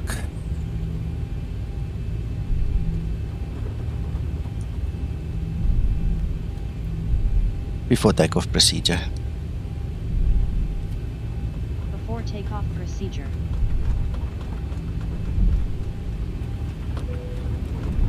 Nico, I can go, I think. You're about 3 minutes behind, aren't you? Yeah, go. But we've got Peter in between us anyway, so go for it. Before takeoff procedure complete. Ready for before Toga. takeoff checklist. Enjoy.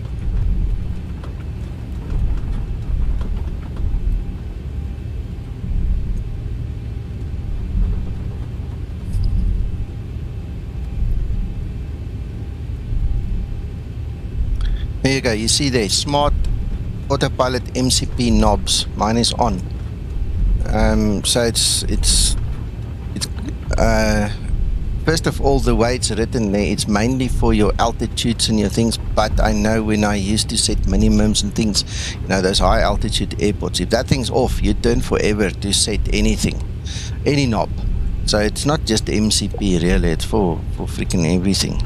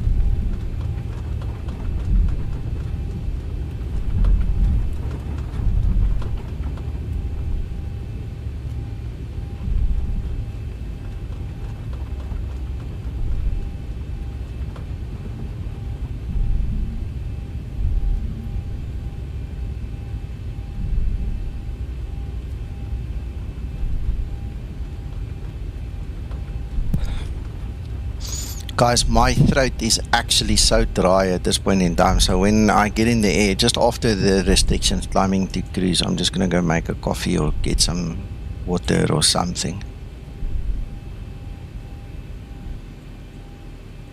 Not in the least surprised, sir.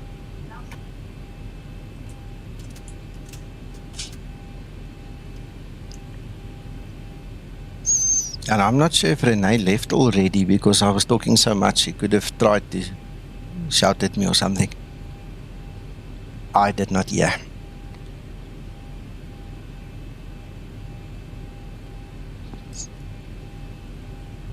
You were going to do your rudder pedals?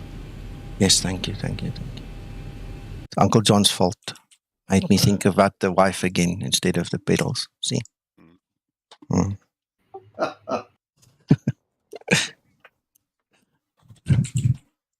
Thanks, Paul. Dankie.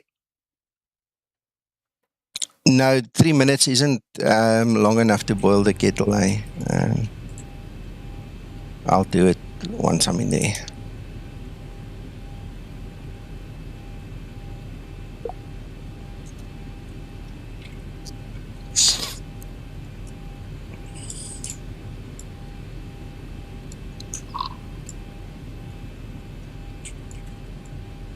Guys, and if there are still questions, I mean, we are here. We're going to be here for probably another hour at least. So if there's any questions about this whole story of this morning, you guys must ask. You know, don't be shy. And again, gents, if you gained some knowledge this morning, please hit that like button. Yes, thank you, Uncle John.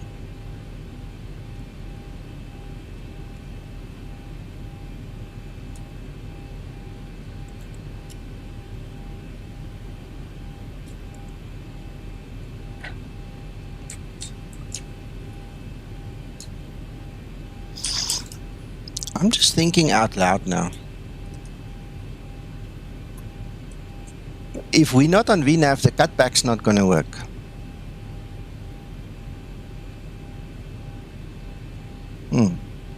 I think this was a good plan to start with, but now that I'm thinking a bit about it, I think maybe we need to get the VNAV going.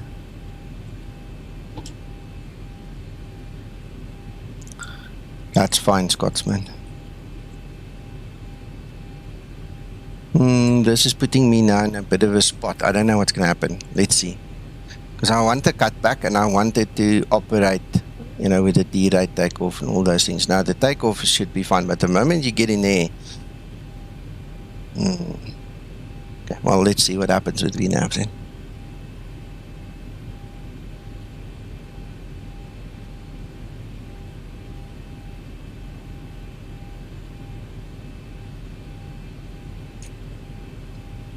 Okay, got it, Scotsman.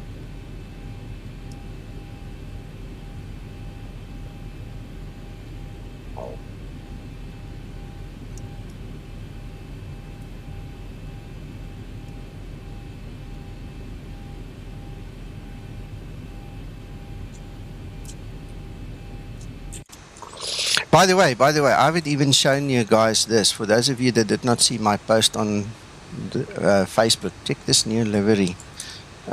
Tony from Bravo 737 made it for us. It started, we started talking months and months ago. And the idea behind this is to have a livery for the VA. All right, so this concept will trickle through to all the level ups and the Zibo, obviously, and it will be one that you guys can fly as well. And the ultimate reason for it was to get it on IVAO. It started, the first request was, can you put my livery on the MTL so that we can use the MTL format for P3D, for instance, because IVAO rejected the one we initially gave them for P3D. It was in, and then when they upgraded the standards, they threw it out. So from starting just with a dream to have a livery for P3D, it's now turned into a whole thing, you know. So all the level up 6, 7, 8, 9, the Zibo itself will get this livery, and then it will be available on iVayo as well for you guys. And you can obviously fly it yourself. It looks great. Yeah. Yeah, I like it. It's nice. Something new, something different. It's interesting that you've got VNAV selected now, but the speed window open. So, in theory, it should do both. It should cut back, but still stick to the speed limit you've given it. We'll see. I don't think it's going to work that way. I think what's going to happen is at wheels up, it's going to close the window. It's going to take away the speed. But we'll see. I mean, interesting test. Yeah. Hello, Carl. No problem. No problem. It's not a problem at all. And I'm sitting here 1 minute late now. I am taxiing into position, and I will shout Toga when I'm ready. Stabilized. Carl, we're actually taking off now. The part that you missed is irrelevant to you, sir, so you don't have to worry about it. There's no need for you to see the VA stuff, you know, unless you fly for the VA. It's irrelevant. And also, I don't think you fly in Europe that much, so those were the two big things that kept us. I mean, we were talking for an hour and a half before we even started prepping for the flight, so you didn't miss anything particular that pertains to something you might need or know. All right, Toga. Thank you. Takeoff threat set.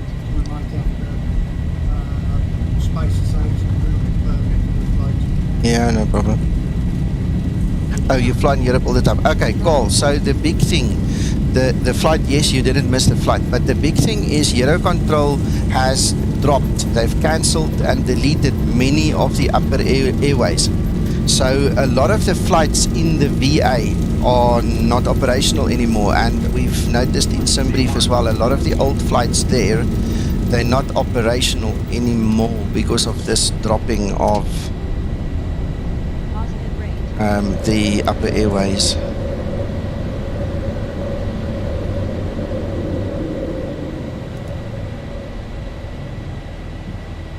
Right. Oh, look there. It actually bumped it up. It's gone back to speed. It bumped it up by the 20. So I'm going to go to VNAV now. You see, now it's cancelled it. The thing is back to where we know it. But look at the speed. I mean, yeah. Slowly creeping up, but it looks like we're going to make this turn now. See. Oh, amazing, amazing.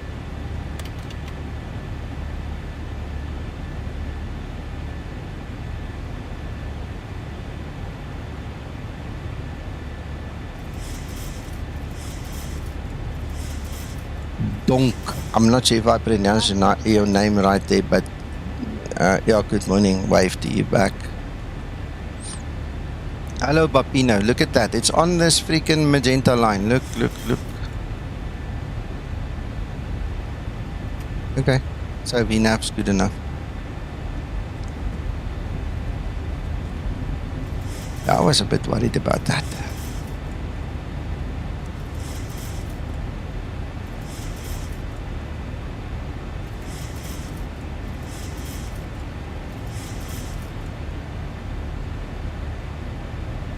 Alright, so now you can see, look, we're in the, oh, it's actually increased. We're already past 3,000. There it goes, there it's increasing. It was a little bit more than what we expected, but now it's actually increased again because we've passed through the limits, the cutback limits. It does, eh, Tommy? It really does. 1,000 to level off.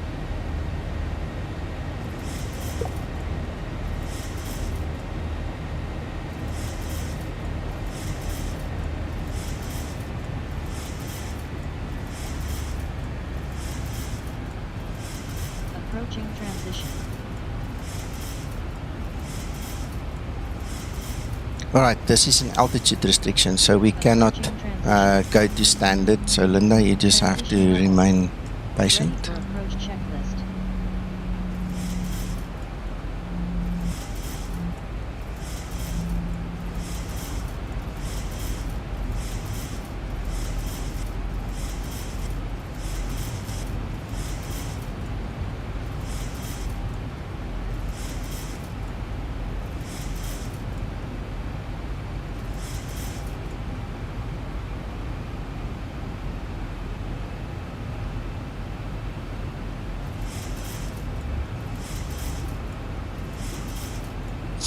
Right, so after Lamb, we will be free to climb.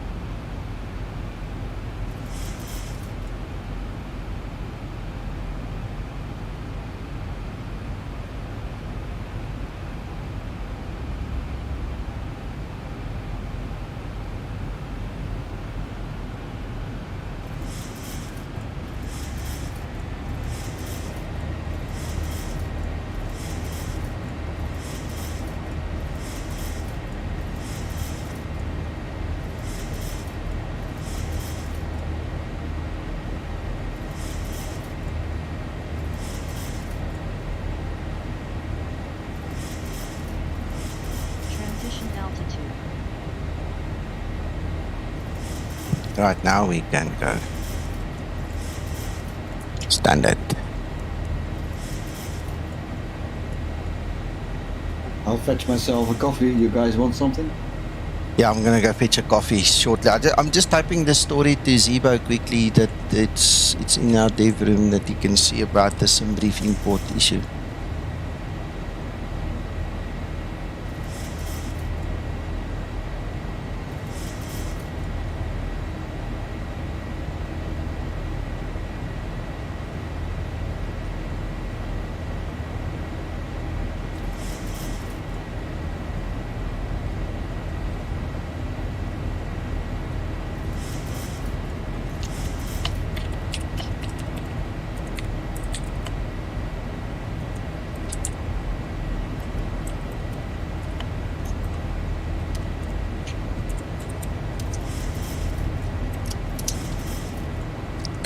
That is done.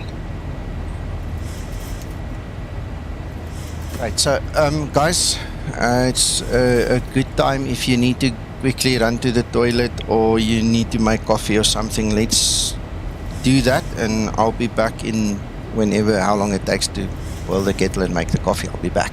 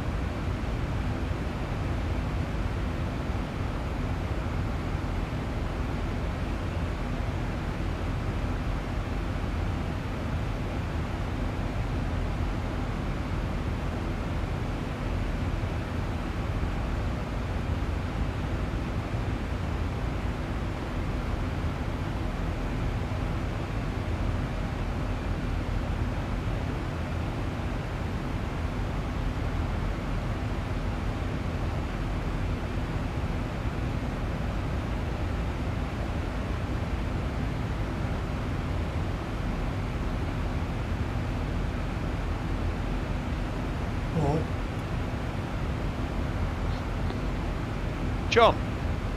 Any comments that you want to add that Nico hasn't already covered? Well, I thought it'd be interesting whether we could talk about just how important it might be to have Eurocontrol approved routes, you know, whether you're going to be a purist or whether it actually matters very much, you know. Perhaps if you're flying online and a controller wants it to be absolutely perfect, then that might be a different story. You know, when they say, can you please refile your flight plan with this, this and this, or whatever it might be. But if you're just simming by yourself offline, it really doesn't matter stuff, does it? No, not at all. In a sense, you know, we don't want to do takeoff and then a big direct to the destination. I mean, that's a bit boring, not very simulating, as it were. But I think Nico's done a grand job of explaining how to fix a couple of things. So that's great.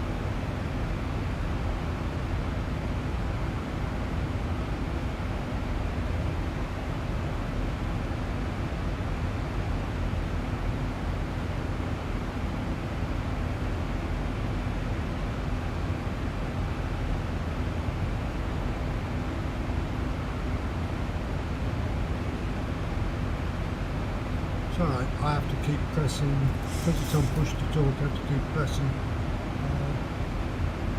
another button. No, I just think the fact that we spent all day yesterday on it, I mean, we've really gone through it and understand it a lot better. So to throw it to the guys this morning, not so easy.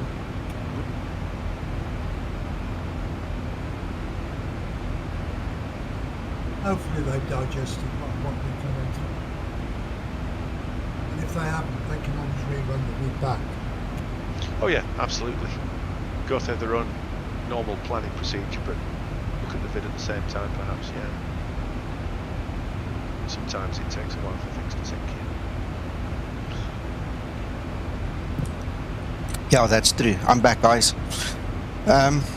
If you have to rewatch the video, please do so. If you need to ask questions, come to Discord. Like I said earlier as well, you need to come talk to us. Someone here will help you get the understanding, because it's all just about the comprehension and the understanding of the whole process. Once you realize that a route is gone, or maybe a waypoint is gone, and how to get rid of it, the rest is easy. Anyway, Mr. Jones, sorry, Paul. Okay. I was just going to say, John, while you were away, John said whether I've got anything to say on the matter. And, basically what I was saying was the absolute gold standard is to have a Eurocontrol approved route that isn't going to be challenged by a controller if you're flying online, and that's all marvellous. But, you know, to let Navigraph generate a route or just pick one from somewhere else, if you're just simming on your own, that's probably good enough. So it depends what standard of simming that you want to do. Well, that's why I said earlier in the stream as well, we want to strive for that. But if we have to use a fake route for now, I mean, if that's what we have, that's what we have. You can't change it. I can't imagine something out of thin air. That's why I use that auto route function in Navigraph desktop charts to give me a route, or I use Route Finder to give me a route. At this time, unfortunately, you're right. We can't bother with Eurocontrol until they've caught up. You know, well, I mean. And in fact, if there isn't a Eurocontrol approved route, any route that you use isn't wrong. In a sense. Exactly, it's not wrong. I mean, if you can fly from A to B, it just means that. I mean, usually what happens is a route, your airway, actually, the proper name of it. The airway comes with an altitude and a direction. So the worst thing that you can do, and some of them actually have time limits, and that is subject to country borders and things like that. Okay, so I think. Yeah, okay, so the end result is this. The worst thing that you can do is maybe be on the wrong flight level or in the wrong direction of a route that is given to you by one of these applications, okay? But it's still taking you from A to B. So I like what you said. It's not about the right and wrong. It's just not Euro control validated. That's all. But in the short term, controllers will be aware of what's going on anyway. One would hope so. One would hope so. They should be aware of it then. If we're aware of it, they should be aware of it. Yeah, true, Uncle John. True. Anyway, yeah. Mr. Jones, good morning to you. Yeah, I don't use any cockpit mods at this point in time at all. The cockpit mod that I used came from a person who parted ways with our team. So once he left the team, I didn't bother to use his system anymore, his modifications. And thank you, Scotsman. Yes, please. Can I direct your attention to the dev room? Oh my goodness, yes, thank you. Good morning, Zibo. Guys, Zibo has just released Fix 8. So I will prep that for you, as soon as I can to get the torrents out and so on. But Fix 8 is available, and he says he did find a bug in the FMC code, and he says that Yeri and myself obviously reported this, and he's uploading and he's just done it. So he's fixed the bug in the FMC. So that will fix your import problem from Navigraph. That guy is so slow in sorting things out. From SimBrief, yeah? Yes, yeah.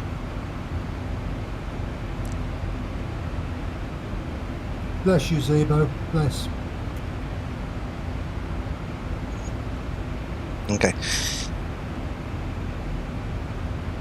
So while I'm downloading this and getting it ready, well, I'm going to do this while the flight's going. So guys, I'm here and I'm going to talk with you, but I'm quickly doing this so that you guys can get the torrent and also the update from my Zibo drive. So give me a second.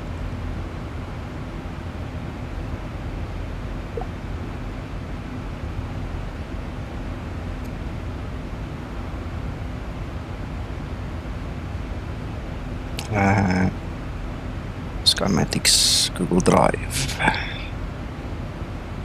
file upload.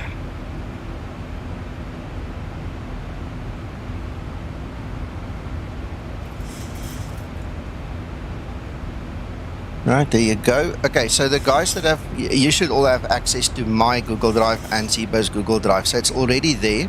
The process to make the torrent is about 15 minutes, so I'm going to do my best to get it going for you. But in the interim, if you want to try and download it from the Google Drives, it's up. You can try both of them. His one and my one should have it now.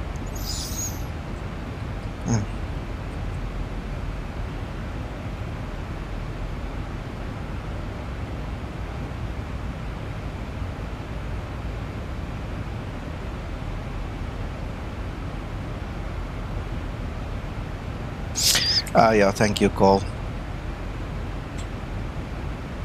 Don't know why it's not talking. You know what? I haven't seen the bot actually talking. Cole, thank you for highlighting that. I haven't paid attention. I didn't see the bot talking at all today. Let's see if we can wake him up. Chat, cloudbot.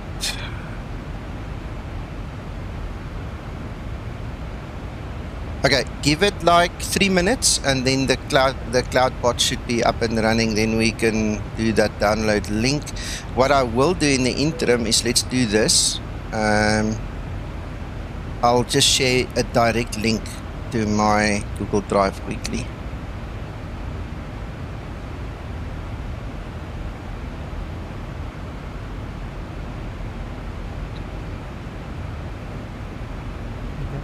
Yes. I said 8 was ready, did I not? Yeah, you were a bit early. You were prophesying there.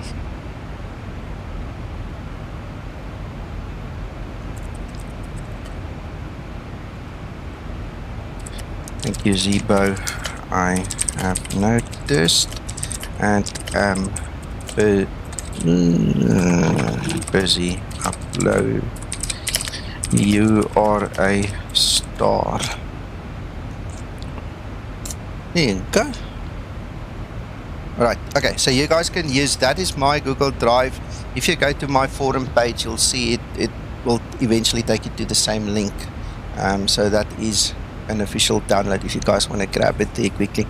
And then I'm going to start uploading the torrents, getting it ready for you guys. So give me a second.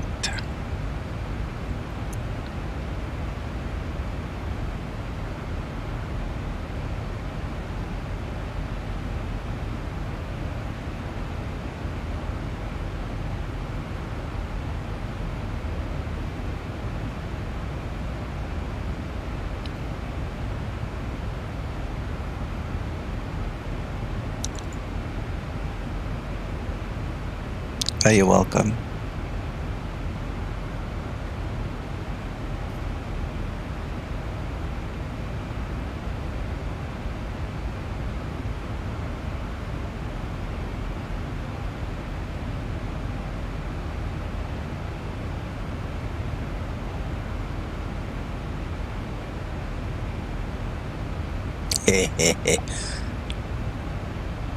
You know, after all the years of doing this, I still get butterflies in my stomach and goosebumps when we can do things like this. It's just amazing.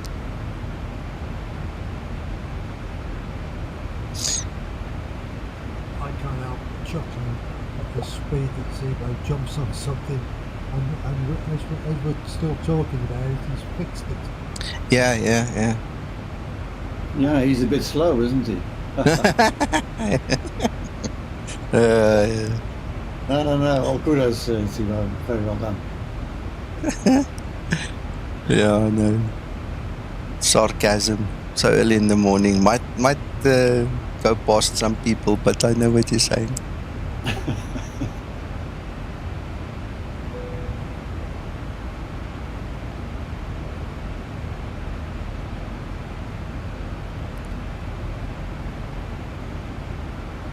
Have you ever thought to yourself how long the queue would be for guys wanting to shake Zibo's hand? Oh my goodness, yeah, no, that'll be a big one.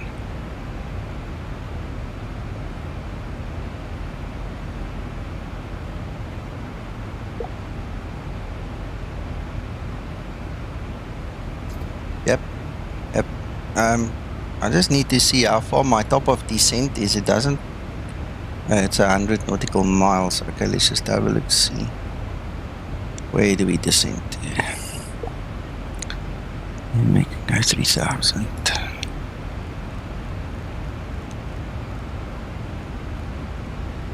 Alright, so while I'm busy doing the torrents and stuff, it will descend on its own if I miss it. So let's quickly see. See box. Okay. That one's done.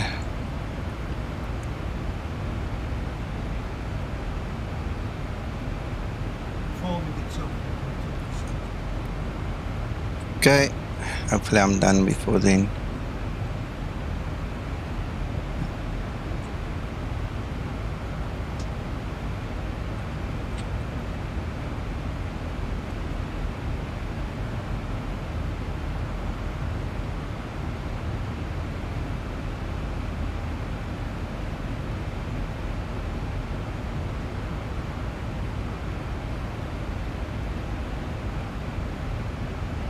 I don't know, I've never tried it, Scotsman.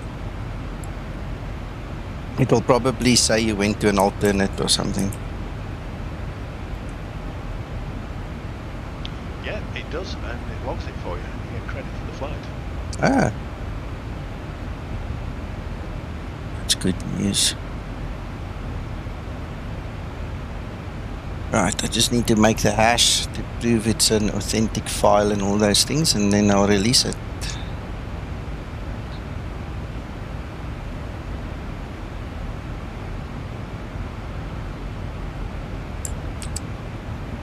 Control C.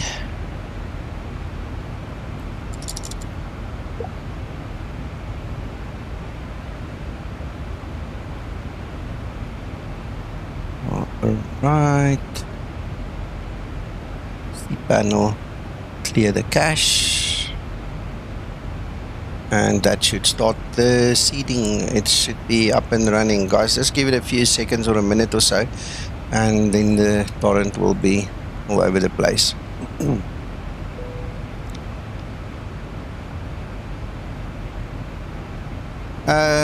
Flight for fun, I don't think it's heavy. The big thing is you need at least 4 gig VRAM in your VGA card, and I would say 8 gig minimum RAM, and 16 would be preferred. And then the best thing would that be to have your X-Plane on an SSD or an NVMe drive, you know, and that should sort out your problem. Hash. Take the other one. And don't go crazy with the sliders. Yeah, absolutely. Most people get bad FPS because they overestimate the power in their computer, and it's no good. You overestimate things like that.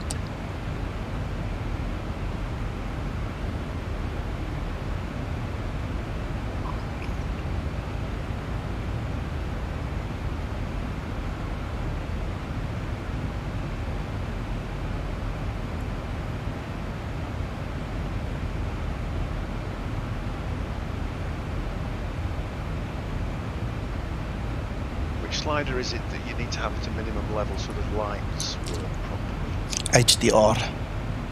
Yeah, You need to. That's the only one that's absolutely crucial to. Yes. Yeah. The others you can. Functioning. Yeah. Yeah. You can drop them way low.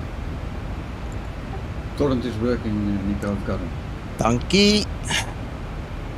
Yeah, I've got some use sometimes. You know. There we go. Clouds, yeah, they're killer. Oh, absolutely. Or they can be, depending which plugin it is. Okay, the announcement is made on Discord, and let's go to all the Facebook pages and the forum.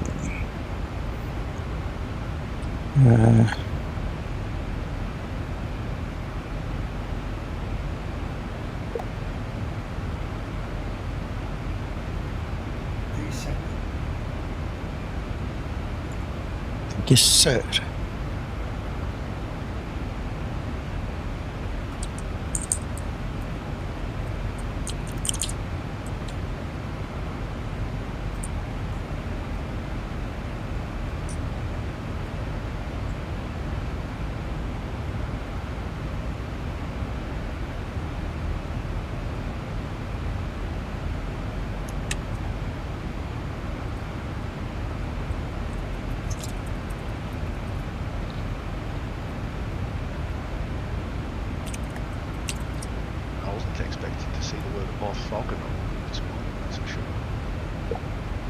That sounds terrible.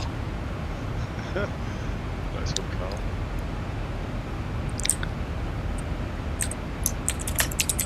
Probably sent.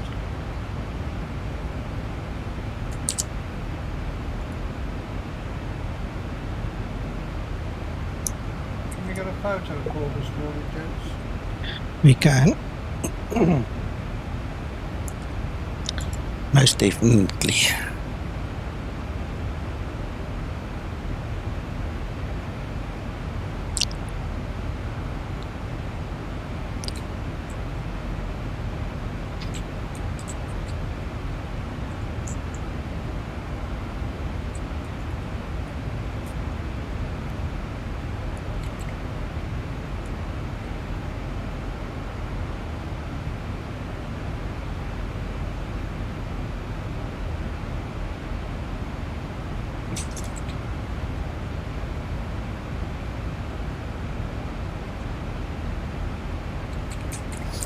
Yeah, no, this torrent, it's got a life of its own. It's running.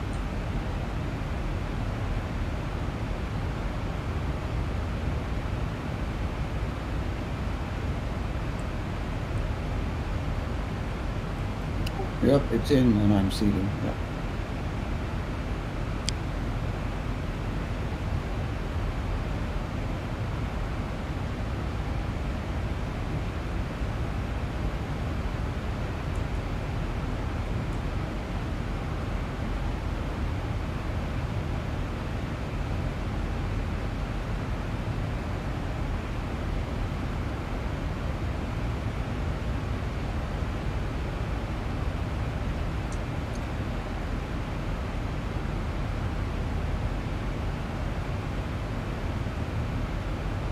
We aim to please. Yep, we aim to please.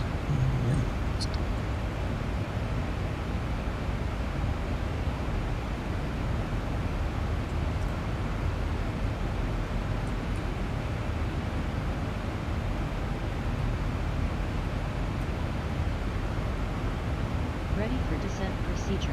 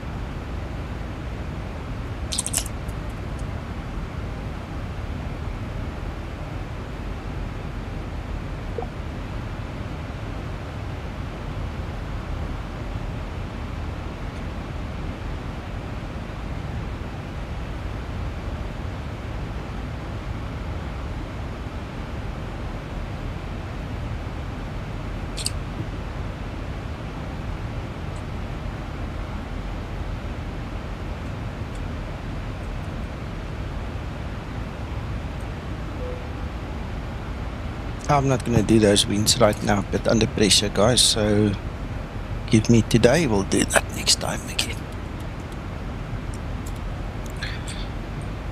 Water break 2.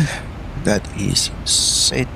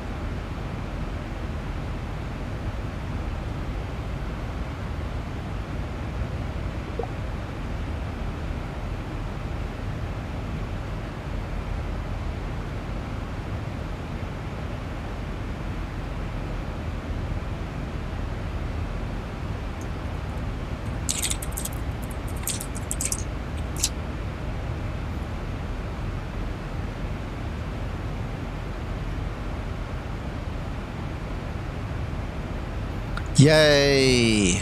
Alright, everybody seems happy. Even me. Good. Approach top of descent. Right, approaching top of descent.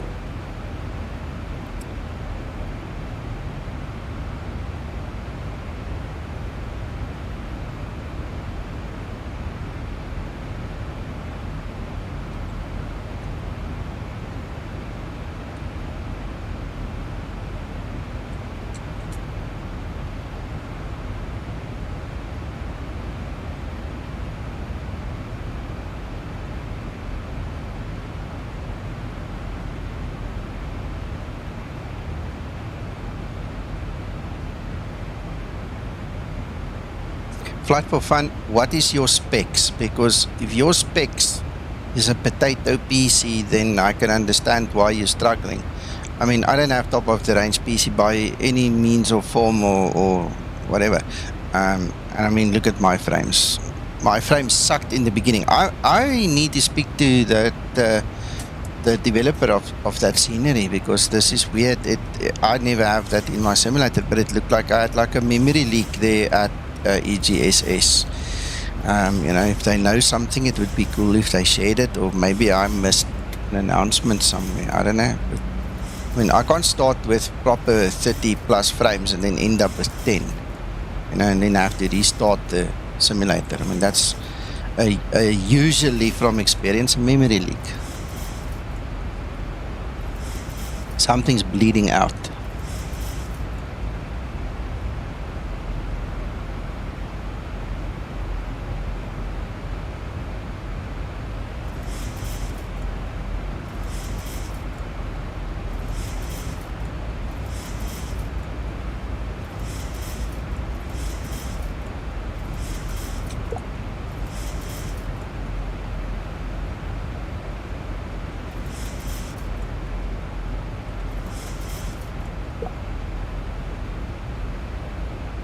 Okay, Tommy, thanks for watching. Enjoy the rest of your day.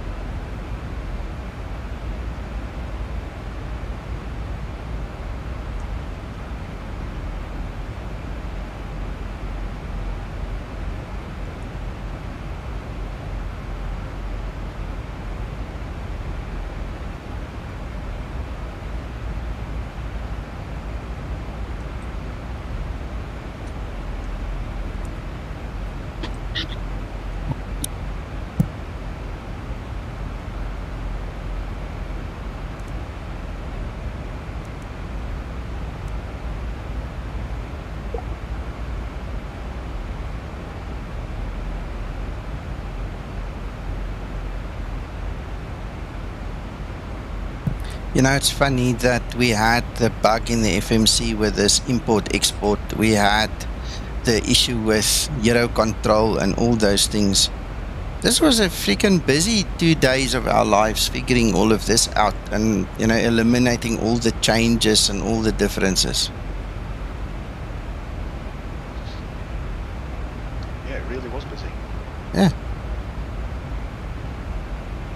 Lots of the guys on this Discord trying different flights and different versions. Yeah. All contributing. Yep. It's a good feeling. Yeah.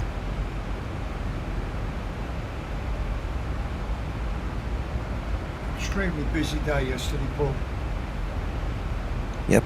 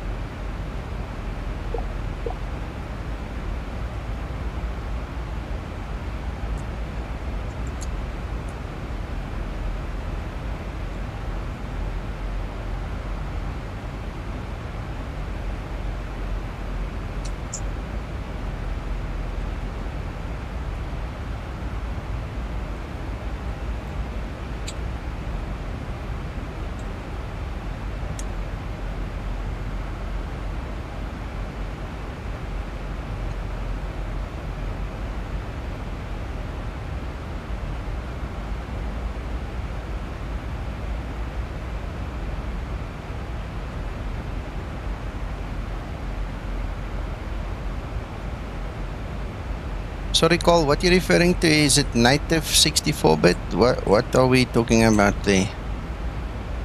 I think he's chatting with Flight for Fun. Okay, could be.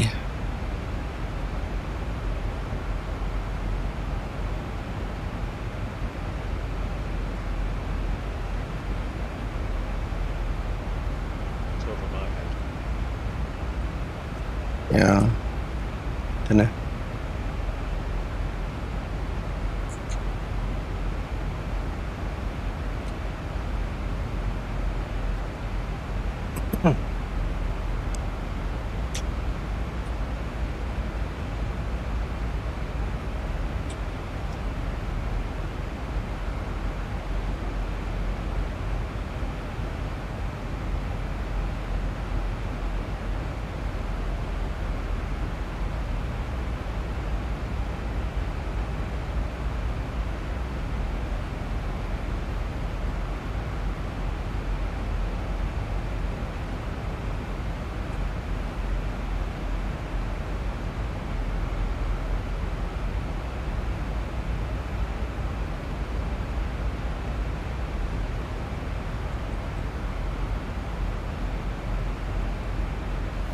You know what I didn't do? I'm sitting here sleeping. Ha! 109. Okay, hang on. The BOR 1133.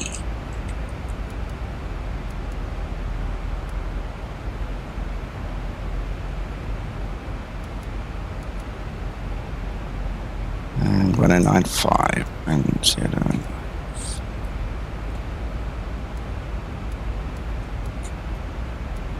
095.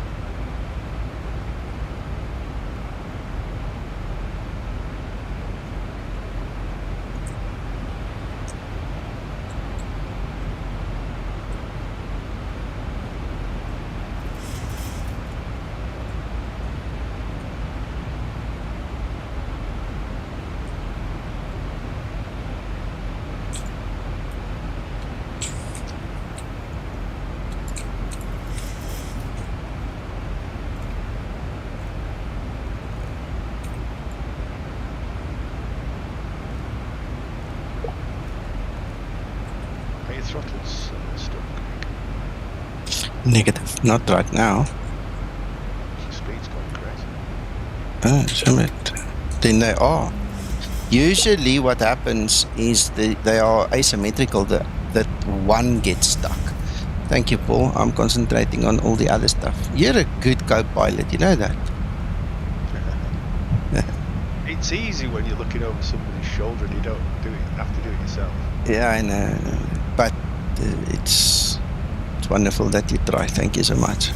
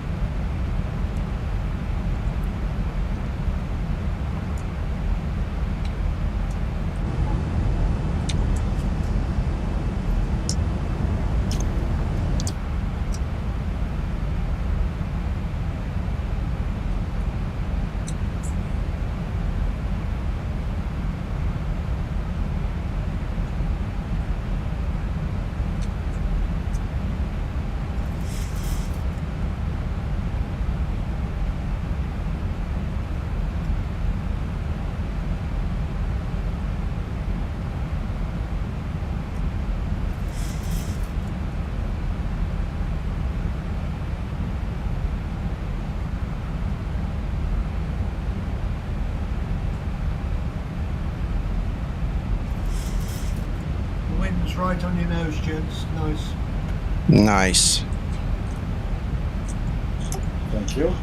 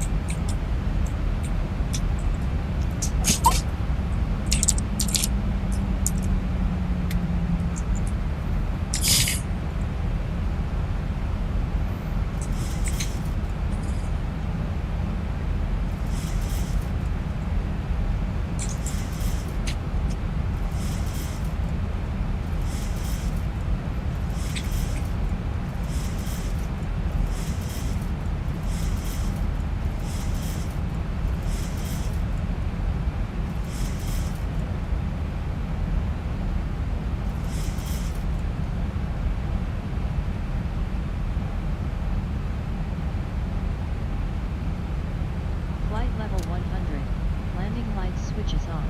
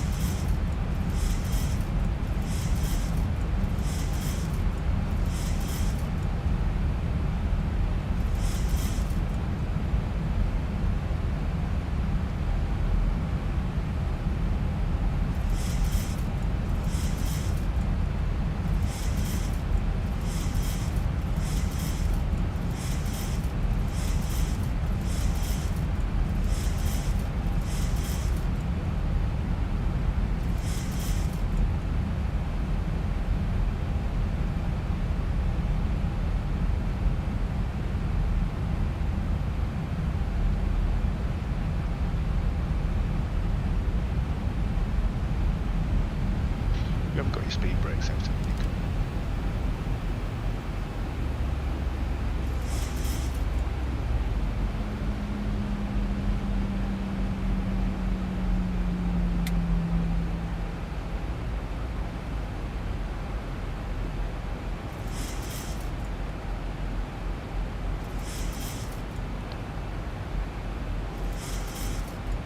Kippel.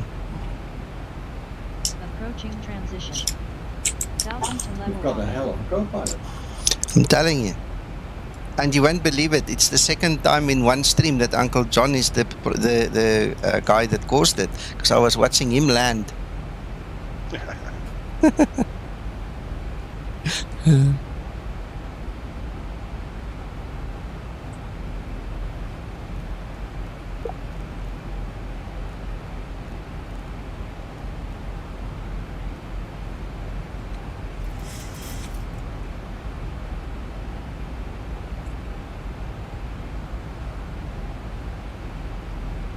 Transition level. Ready for approach checklist.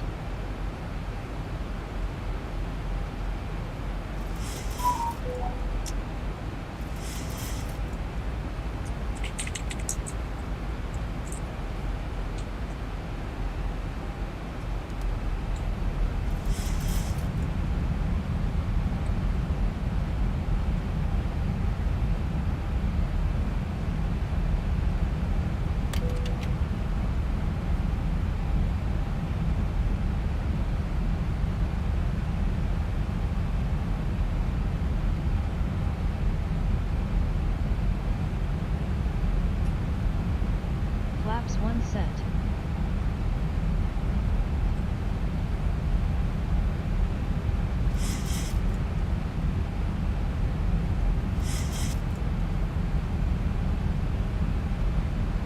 Enjoy, Scotsman.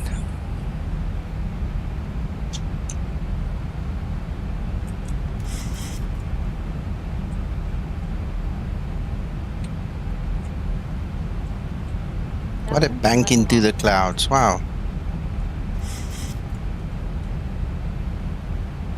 Localizer 1,000 to go. Yeah, that was nice.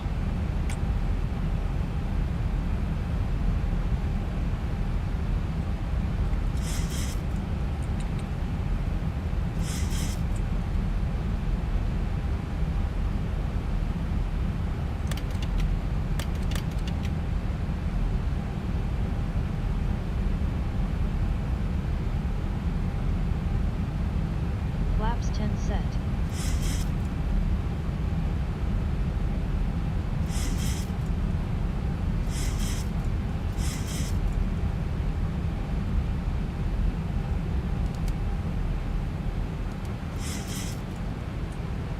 And now it's stowed and armed.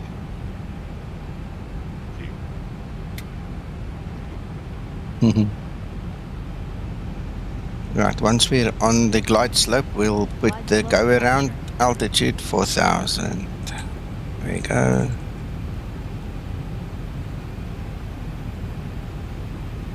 Almost 10 miles to go. Oh, 8.7. Ooh, okay. Mistake.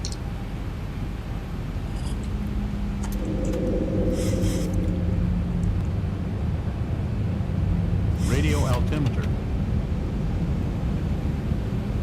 Flaps 15 set. Okay, so the ref is 149.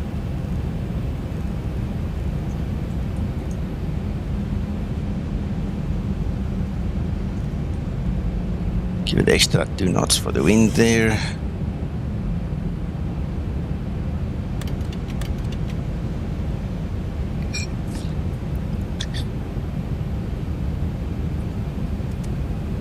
Seat belts on, guys. Stow the tray tables, seats upright, please. Make sure you're buckled in.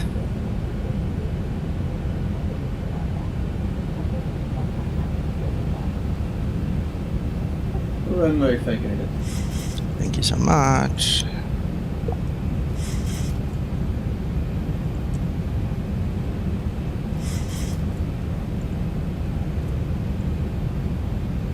Cabin crew, take your seats, prepare for landing.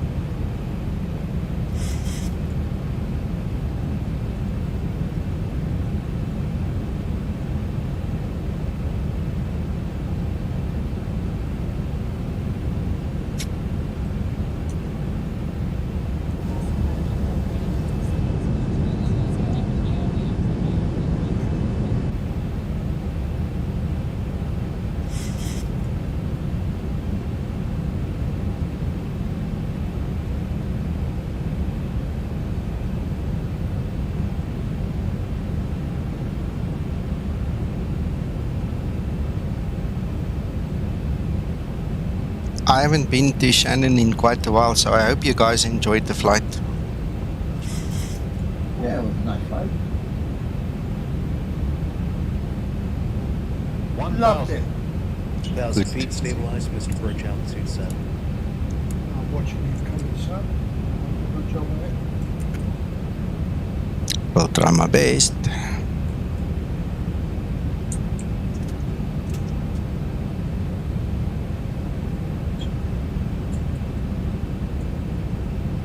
Approaching 06.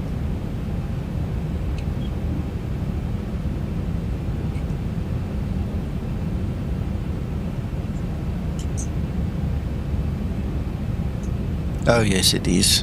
Oh yes, and I love it, especially at dusk when the lights are already on, but you've still got light from the sun. It's just amazing. 400.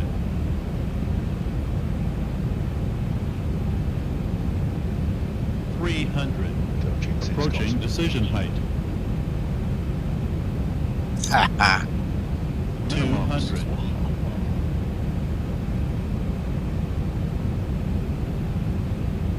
100. 50, 40, 30, 20, 10.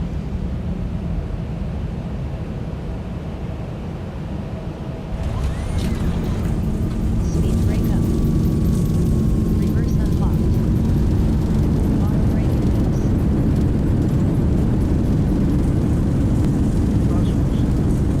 Thank you. I floated a little bit, but it's okay. Yeah, I did quite a while.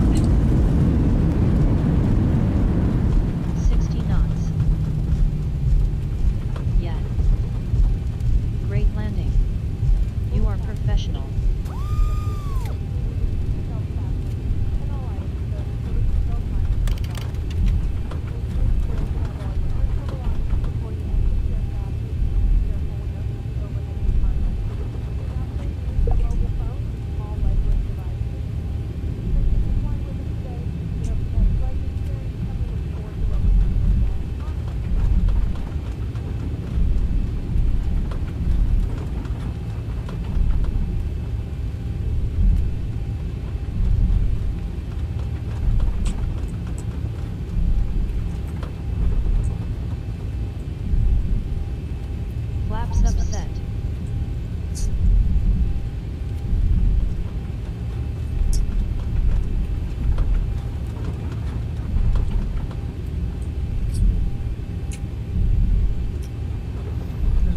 After landing. Sorry, Uncle John? 052 David. Yeah. After landing procedure. Yeah, it's me. Safe landing, David. After landing procedure. Thank you.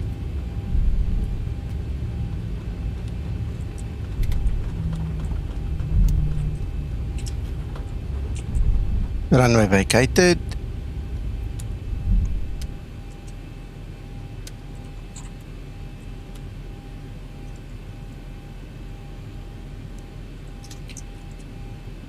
After landing procedure complete.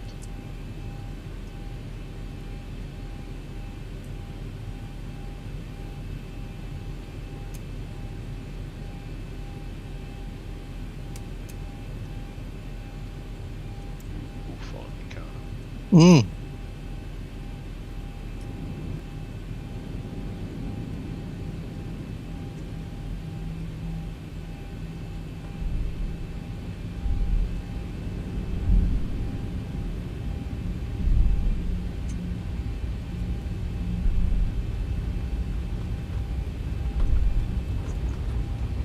You're welcome, Paul. Thank you for all your input as well.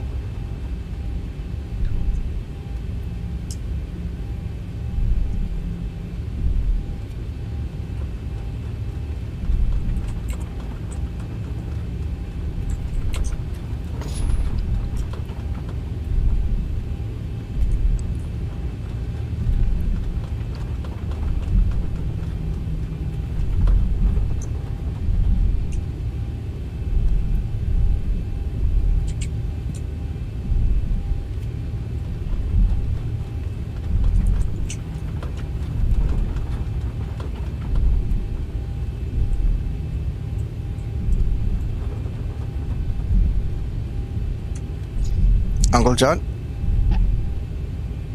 Yes, sir. Make sure to update to fix number 8 so that at least your Simbri flight plan works and you don't have to go edit the flight plan when you import it, okay? I think it's already downloaded. Once the pics have been taken, closed down, it'll be updated. Excellent. And great, that's wonderful news. Thank you, Mr. Jones. Thanks for being here and watching and your support.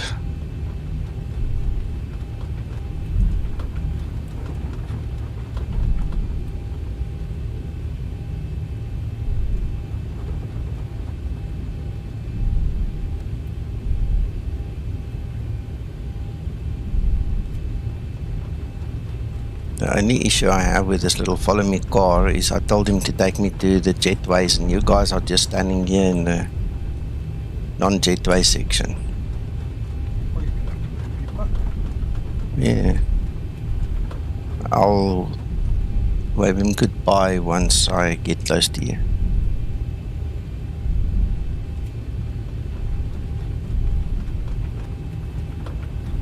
David's just about to land. Excellent. Good luck, David. And I do believe it's only the 4 of us that are flying this morning. This route, yes.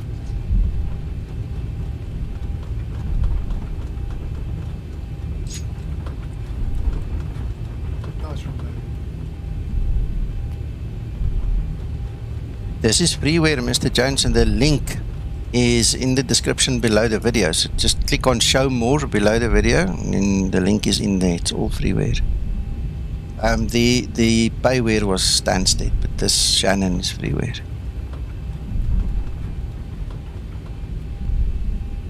Right, bye-bye, Mr. Follow me car. I'm going to move in here. Sorry for the inconvenience.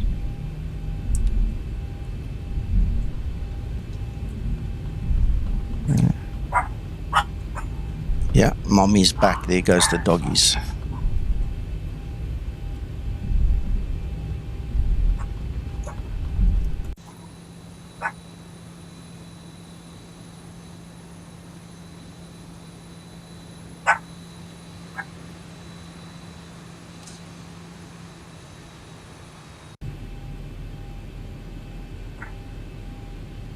Bye-bye, Stefan. Excellent.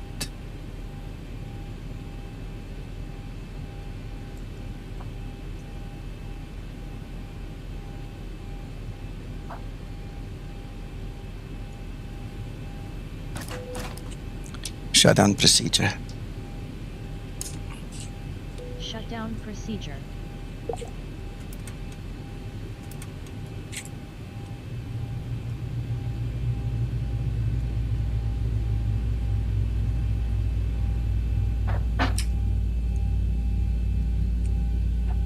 Ready for shutdown procedure.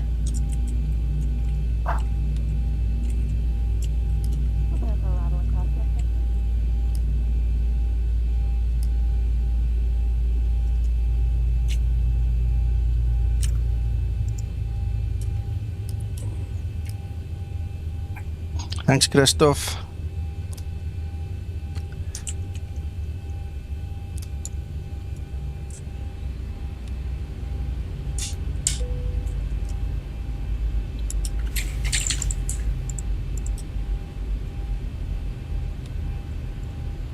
Shutdown procedure complete. Ready for shutdown checklist.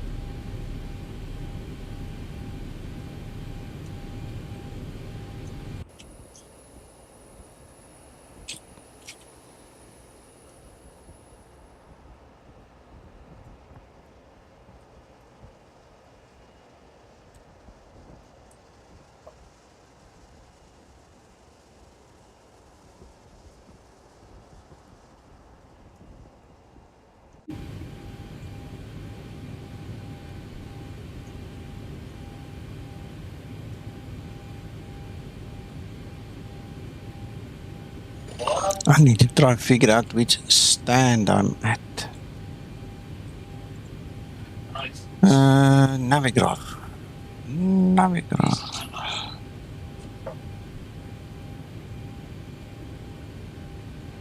I don't know.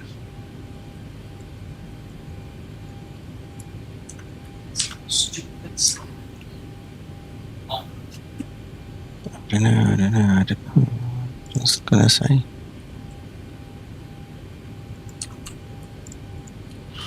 Okay, doesn't matter.